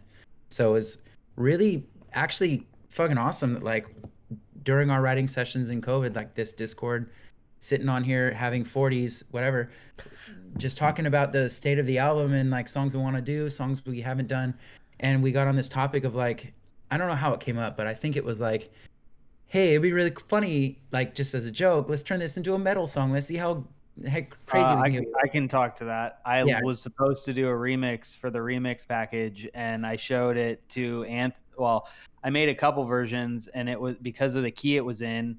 The sub just sounded like complete dog shit, and I couldn't. If you remember this, right, Anthony? Like I showed it to you, I showed it to Jared, I showed it to Matt. Like all these people trying to figure out how to make a dubstep version in the key of C, and it just would not work. And so I didn't ever submit it for the remix. And then whatever, 2 years, 3 years later, I found the folder with the stems in my downloads folder, and we had been writing, and yeah, I was like, oh, well, I already have these. Let's see if we can make a PYH song out of it. And then I sent it to everyone, and then everyone liked it. And then I sent the project file to Jake, who did like obviously the breakdown, and like the second half of the chorus guitars, like I didn't write that part, but the front half of it, that was all what I sent you, right? More or less. Yeah. So that's how this song happened. That whole thing we did all in our own homes because we couldn't see each other. Yeah, there was a lot of sending that back and forth to everybody. I think actually, yeah, that's why I started it, because at that point Matt was officially in. I had his vocals. I was sitting on my ass at home at because of lockdown. So I was like, well, let's see if this works. And then that's what snowballed the whole thing. There's a million versions. There's also a rare scuffed kazoo version of the final breakdown. Damn. Where is this? This is big sad. I want to hear this. I want to hear this. The Dropbox. So yeah, they're for sure. All right, I know that's like Jake's Blink-182 tribute. Yeah. Just a pan flute. That's why I'm expecting next breakdown is some pan flute action. Yeah. But we are single after this next single is probably going to be with James as well. His name's High Society as an artist. So, and that one's going to be way less like metalcore rocky and actually more of like a collab between us. Yeah. So like we're actually going to try to lean in to like the electronic side. Let's go. I'm about it. Like every time, I've done like, I don't know, a handful of EDM collaborations, like especially that's how I made my income during COVID, was doing a lot of like write top lines, sell them, or like do collaborations with other EDM artists like Kian, Jake, and Ant have like, they've done a lot of EDM stuff in their background. But every time that I did a vocal, I always try to add like a rock feel to the tone, like of the delivery of the vocal. I never was satisfied with doing like a tame vocal. I always wanted to add a lot of grit and a lot of like power to it, because that's just naturally how I've always sung, and it just kind of lends itself really well to like metal EDM collaboration style. I would agree. So when I did this song with James and Fireproof was made, and then we redid it as a PYH song, I had already started this process of writing another collaboration between myself and James, and I was like, you know what? Why don't we just scrap this and just like let the guys just come in and change all of it and make it way better? Because the song sounds like it should be heavy rock anyway. Oh yeah. So let's let them have their fun with it and take it to a level that we couldn't have taken it to otherwise. And dude, like one demo later changes the whole thing. Like they already killing it. It's fucking incredible. Yeah, this one was you guys weren't kidding about being the ass beater song. This is, top ass. My new favorite. That's my top favorite ass term. Ass beater. Yeah, we're gonna use that. Okay, great. Yeah, I appreciate it. That term. That's. I feel like we should all own a VHS tape. Ass beater 5000. Like beaters anonymous. Yes, it's gonna go in my sock drawer. This is, be like, man, I gotta listen to this song. This is a true ass beater. Yeah. So. Dude, I'm stealing it. Yeah. Okay, great. I'm glad. All right, let's land this plane. We're at let's like land 3 this plane. hours. We're so close. I didn't expect to do a 3-hour podcast. I also was not expecting to do a 3-hour podcast. For who could have It's been a pleasure though. But yeah, let's get it. Let's Mike's go. This schedule's is- been good. And this is gonna fuck it all up. This is track 12. Follow up. Wait, Matt, did you want to say something? Fallout Boy. No, it's No. time for a pee break. I'm going. Oh my God, Oh, Jesus goodness. Christ! Jesus Christ. We'll give. It's probably gonna go this direction at the end, but this was the first song we really wrote together. Oh, so like okay. the story is like we all went to Vans Warped Tour Hell yeah! way back in the day. What year was it? 2018 was the last one. Wow. All right. 2018, yeah. Yeah, I And also went we to were that all one. kind of falling out of love with EDM at the time, and after going to Warped Tour, we were all just super inspired on band music again. And I'm like, I'm gonna write 3 demos, and everyone was kind of like, yeah, sure, whatever. And then I did, and I sent it to everybody, and then we kind of just went from there, essentially. Yeah, this was Riffage 7. That's Wow. how early. Okay, this it is an was. early boy. Yeah. Which one was the earliest song? Was this one coming Probably up? The this earliest one. one? This one for sure, yeah, because everything prior to that like didn't make the cut. It was just like it was like R&D, just experimenting with, hey, maybe we start a band, and this is the one where everyone kind of gravitated towards it.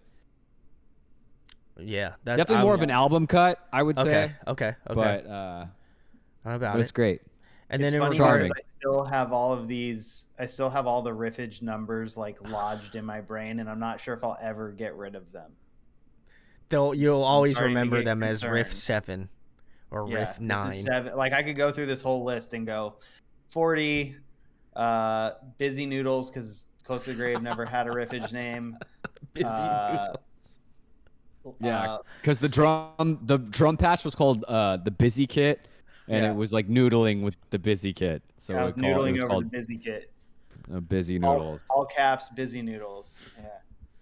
That's the I next. could go down the whole list. And That's do the that's the next size up from a glizzy. It's the busy, Busy Noodle. the busy noodle. That's the bigger one. That's what she said. God, I shouldn't have said that. That is solid. This is how you know it's bad. We're in like almost hour 3 now. Jake and probably is tracking it to the minute. I can see it. Oh, Watching Jake's it happen. Jake's like, as soon as this shit's up, I'm leaving. He's doing math over there. Yeah, he's like, I'm ready to get the fuck out of here. And then meanwhile, Matt's taking his sweet ass time. Yeah. Get back to the Matt'll seat. hang out with you for another 5 Matt, hours. yeah, Matt will still be Yeah. in the Discord chat by 6 a.m. still. You know, I took a big ass number 1. Okay, well, on that note, we're gonna We're on move a on big to ass number 12. on a big ass Let's number do it. 12. There's Fall your apart. segue. Let's go. Let's go. I feel like a parent getting kids in gear. Come on, guys, let's go. Put your shoes on. Put your shoes on. We Get have to in the leave the house. minivan. We have to leave. We're late. Time We're for late. soccer practice. Yeah.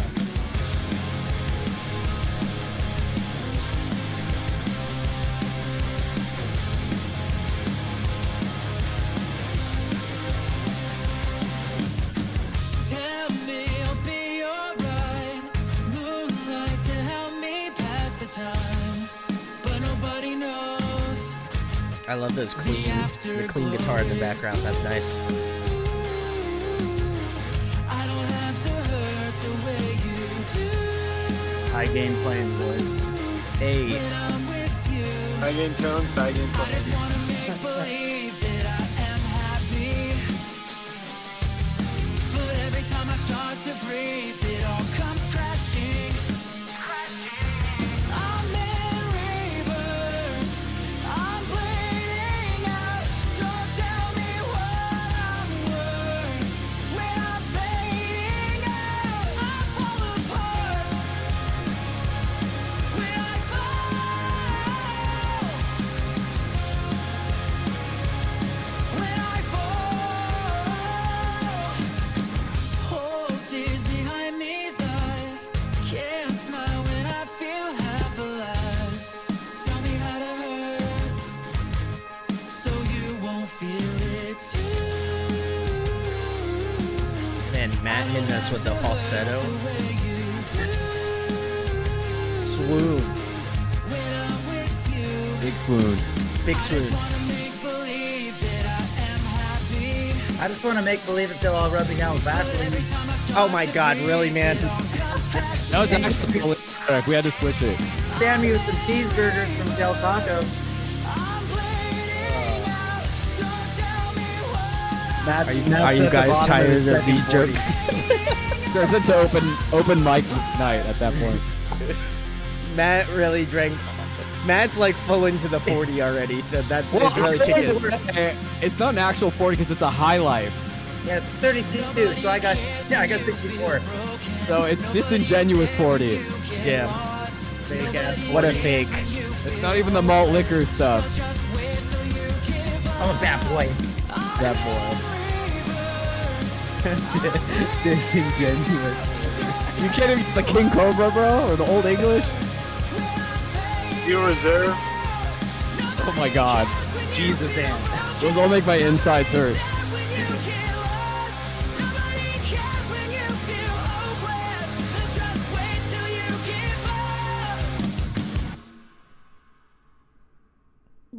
All right, guys. That was Fall Apart, track 12. If you made it here this long, God bless you. I just want to let you know. Find a hobby is what I would say. I don't know how. I don't know how you when we have them. Yeah, I don't know how you listen to this shit for almost 3 hours. God bless. But Fall Real Apart. This one was definitely one of the more solid tracks on this album.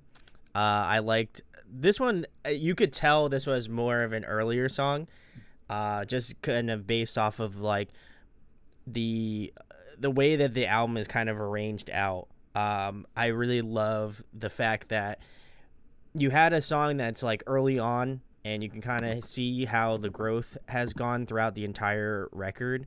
Obviously, we still have one more song after this, but it's cool to see the progression of your band and kind of hearing some of the songs that maybe were a little bit further along in the writing process, and then having this one being kind of one of the more formative songs, you know, when you guys were starting out.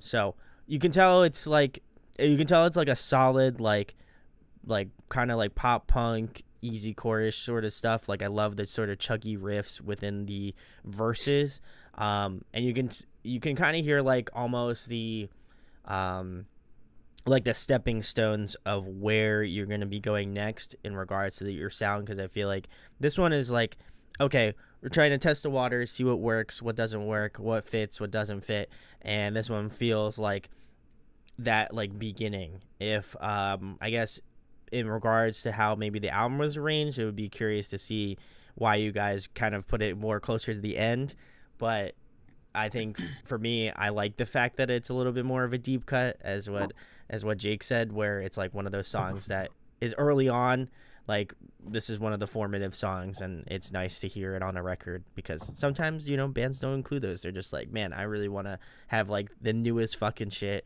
and like I want to be able to put out songs that like, you know, aren't maybe as I guess like thought out or as like, you know, intentional. And this one, I like that this is the starting point. Yeah. I think when you get that impression, it's often the result of bands trying to just make their listeners happy, and I don't know if that's always the right approach. I think it's a really good approach to just write whatever feels natural and let that live for itself. And that's the case for this song. Like none of us expected this song to be a single or a crowd favorite. So we all expected it to hold its place, simply because, well, it's more unique from the rest of the songs, but it also has a unique meaning and a unique delivery, and we wanted that to have its place. And so you can never deny that. Like, even if you know that it's not your top 5 best song on the record, you know that it should be there. Yeah. And I don't want to rob somebody of something that made me feel something, because I felt something when I wrote it. And I think that we all kind of take that approach of like, if we felt something when we wrote it, then we let it live, and we respect that about each other's experience in writing. So if any of us has any idea that comes to life and we're like, this really resonates with me, we say no more. We just let it live. I think so. For me, like, there's 2 things about this song, and the first is like lyrically, and just like tonally and the vibe and Mhm, mhm. all of it coming together, like it uh it I react to it so much. I feel it so much more viscerally and more intensely than a lot of the other songs, Sure. Yeah. which is kind of odd, but like it has that thing about it. And then like it's like with the structure of the actual record itself, right? Like we all DJ'd for a decade. Like that's how we plotted this out. I mean, I literally took every song and put it in Ableton as if I were making a DJ mix and Yeah, we all did. shuffled them around to the point where like that like listening through it, if you closed your eyes and you didn't know anything about what the songs were, it would flow well and make sense. And Mhm, so like mhm. the thing you've already mentioned that you caught on to was very intentional, right? Like it Yeah. starts, we always intended Best of Me to be the opening track because of the sample, and it's a short song and just like the way it impacts like straight out of the gate. And so then having, that kind of, I guess, more like sunshinier, poppier kind of stuff live up front, and then you get into the kind of I guess more chilled out kind of stuff like for Sure. two Yeah. songs in the middle, and then it's peaks and valleys, right? Like you start off high, you kind of bring it down, and then you go way back up with the heavies, Yeah. and then now we're at the tail end, right? So we're kind of like, here's kind of, yeah, we're not gonna end you with a huge big bang, like, because we already did that. So it Yeah. was, it was very thought out in the way that everything is arranged, and that was the intent, was like give you kind of all capture all the different vibes of us as a group and a band, and do it in a way that can, on the whole, like was felt right, Sure. Yeah. No, and I can see it now, kind of like, painting in large brushstrokes where you can kind of see where the album goes. And I got to give you guys a lot of credit in regards to structuring it, because I imagine it takes a lot of time, and I would say I'm usually pretty critical of how songs end up on the record, and where I'm like, okay, maybe this song should be here or something like that. In regards to this album, I feel like you guys put the true tested time into doing this, right? Where you're just like, okay, we're gonna start off like real melodic, we're gonna start off real like, poppy, real like in your face, like having some real fun tracks. Get to the middle, we're gonna hit you with like the emotional, the feels, all that shit. And then we're gonna kind of drop it down a little lower, and then hit you with like a really powerful track like Fireproof, and then come back down and kind of like, again, level off. And I think I love that, because then once the album cycles again, you're gonna be right back in that spot at the beginning. So I think it's very intentional, and when bands really take that time to, craft the album in that sense, and not only from the sense of like, okay, well, we could do marketing or we could do that. I think when it really comes down to a band taking a look at the actual track listing and the thought and the work going into it, I love that. So kudos to you guys for doing that.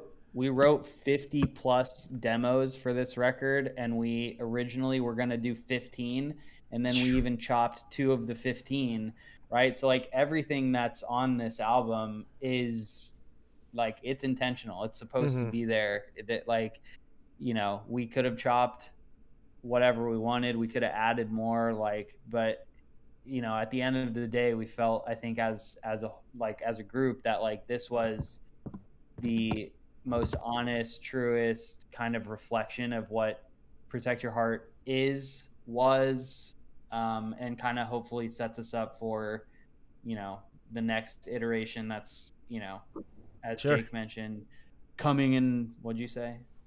Are we divulging Coming that in information? what? Coming in February? Is that? Did you say that? So yeah, Tube Socks. Yeah, sorry. I should have Just ended saying that coming sentence. in and ending the sentence there was a little precarious, but Yeah, just fix it in post. This is not gonna get fixed in post. This is February. And remaining in- February is when this we're is- shooting for the next single. Yeah.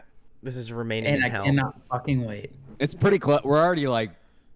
Actually, I'm not gonna say anything. I'm leaving it at that. But Okay, expect great. end of February. There we Yeah. go. All right, guys. All right, Well, we're at land this plane. Let's land this plane. We're on track 13. plane. We will never be heroes. I hope my phone doesn't die. Let's 9%. Let's go. We're gonna make it. We're gonna make it, baby.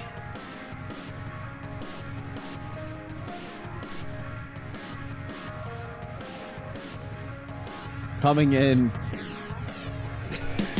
God.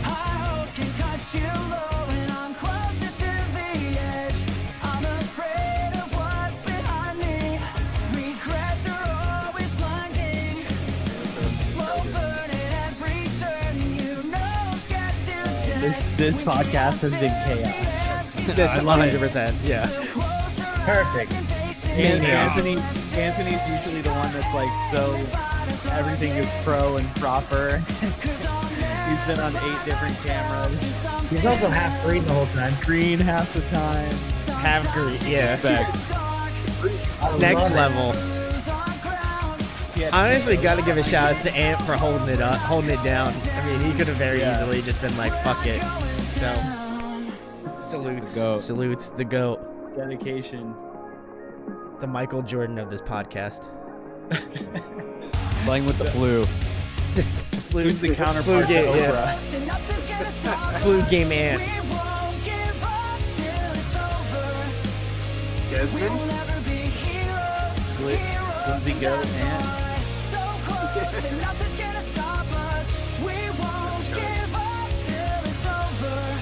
I love the behind the scenes shit going on here. Respect.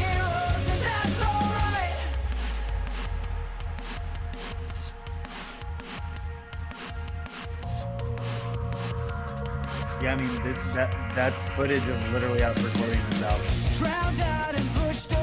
Building the vocal.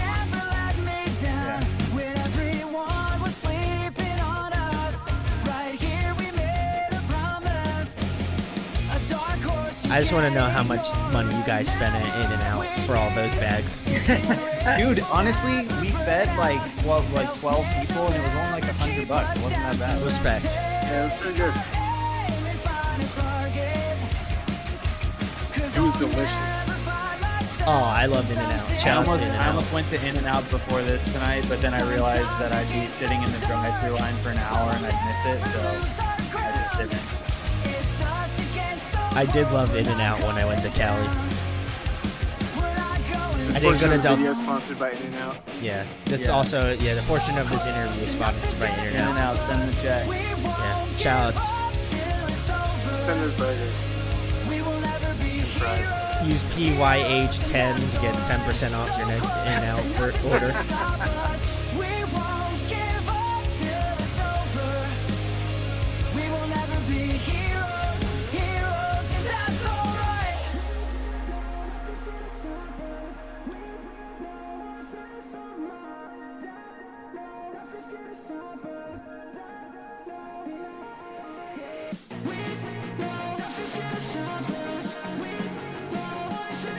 This feels very like emo rap, kind of like EDM-ish inspired, which I appreciate the call.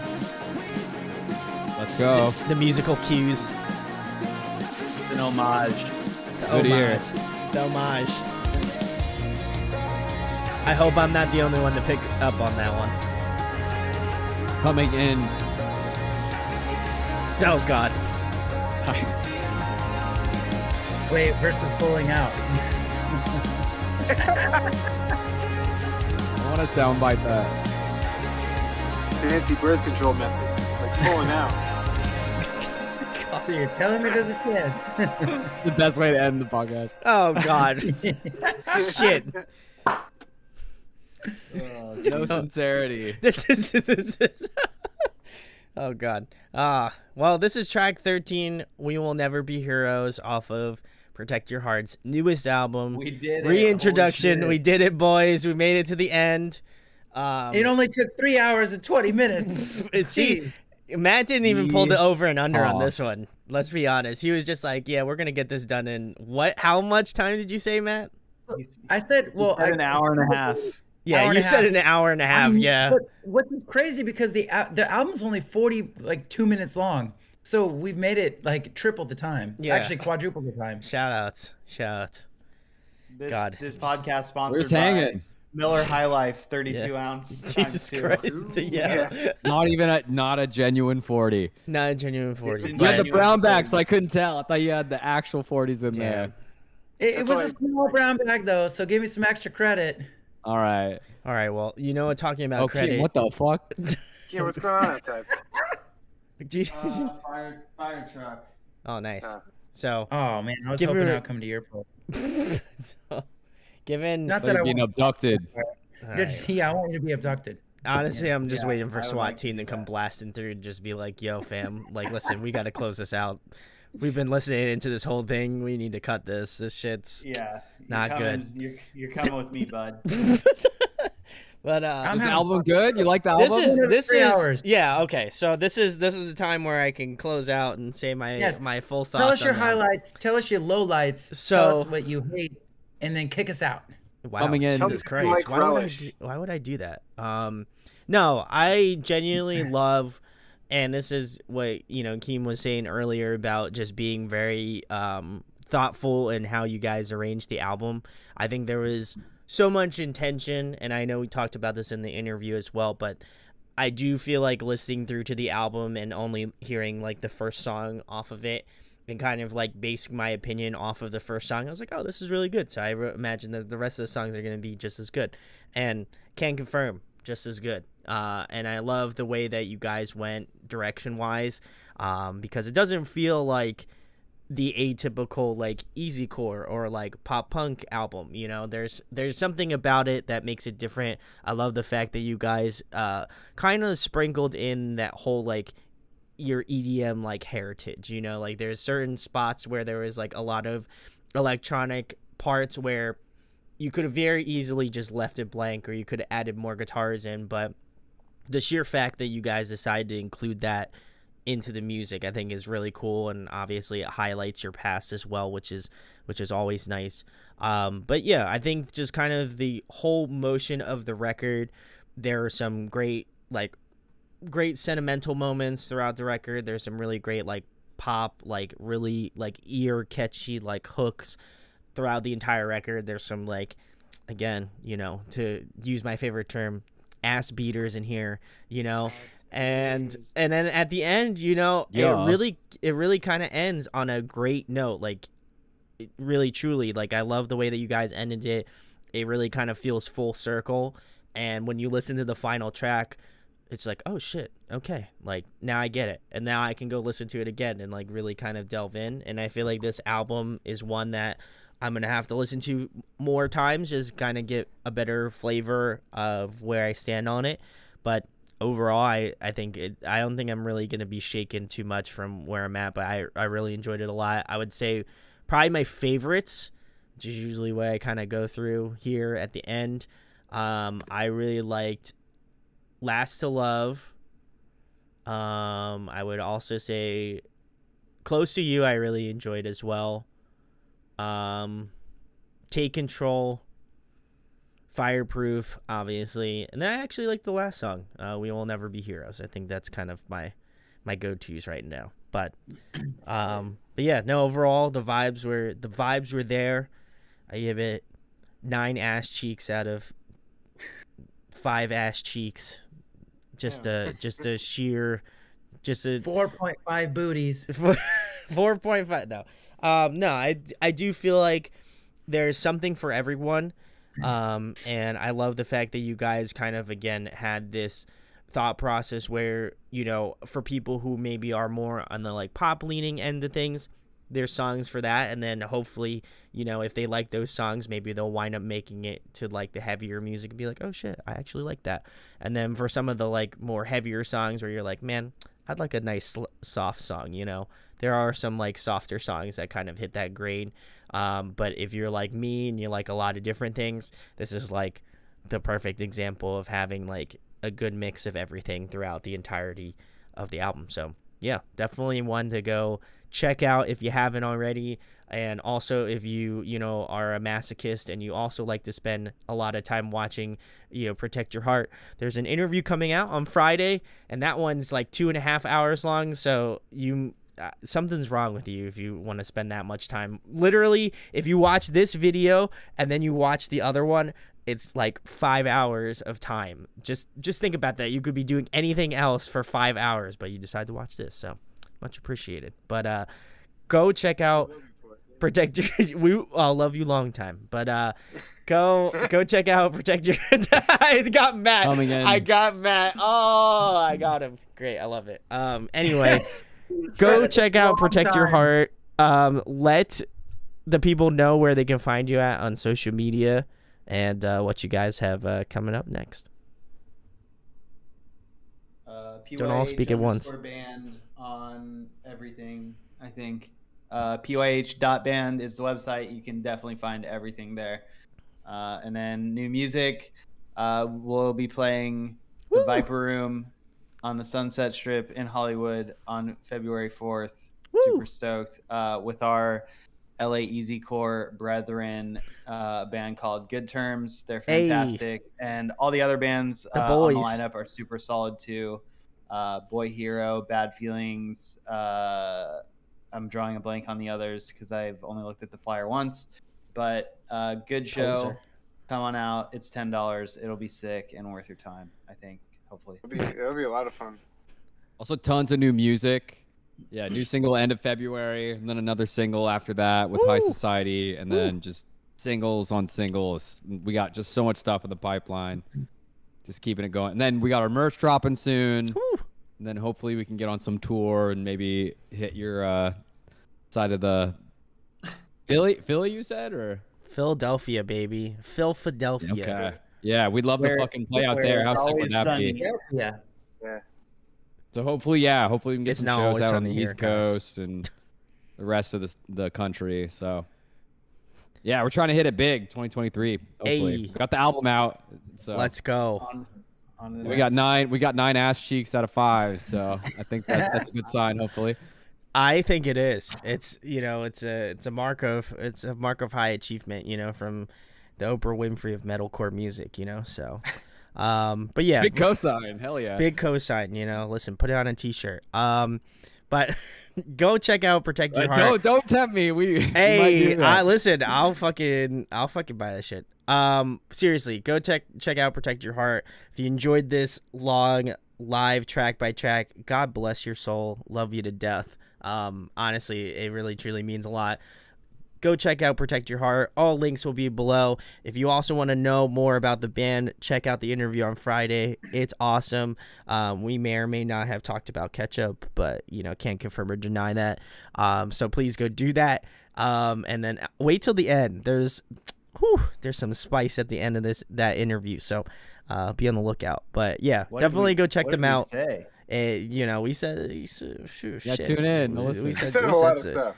I have to tune in because I have no idea what we said. we said some shit. But anyway, go check them out. Cliffhanger. That's the cliffhanger. Yeah. That's like my CoffeeZilla cliffhanger. But please go check out Protect Your Heart.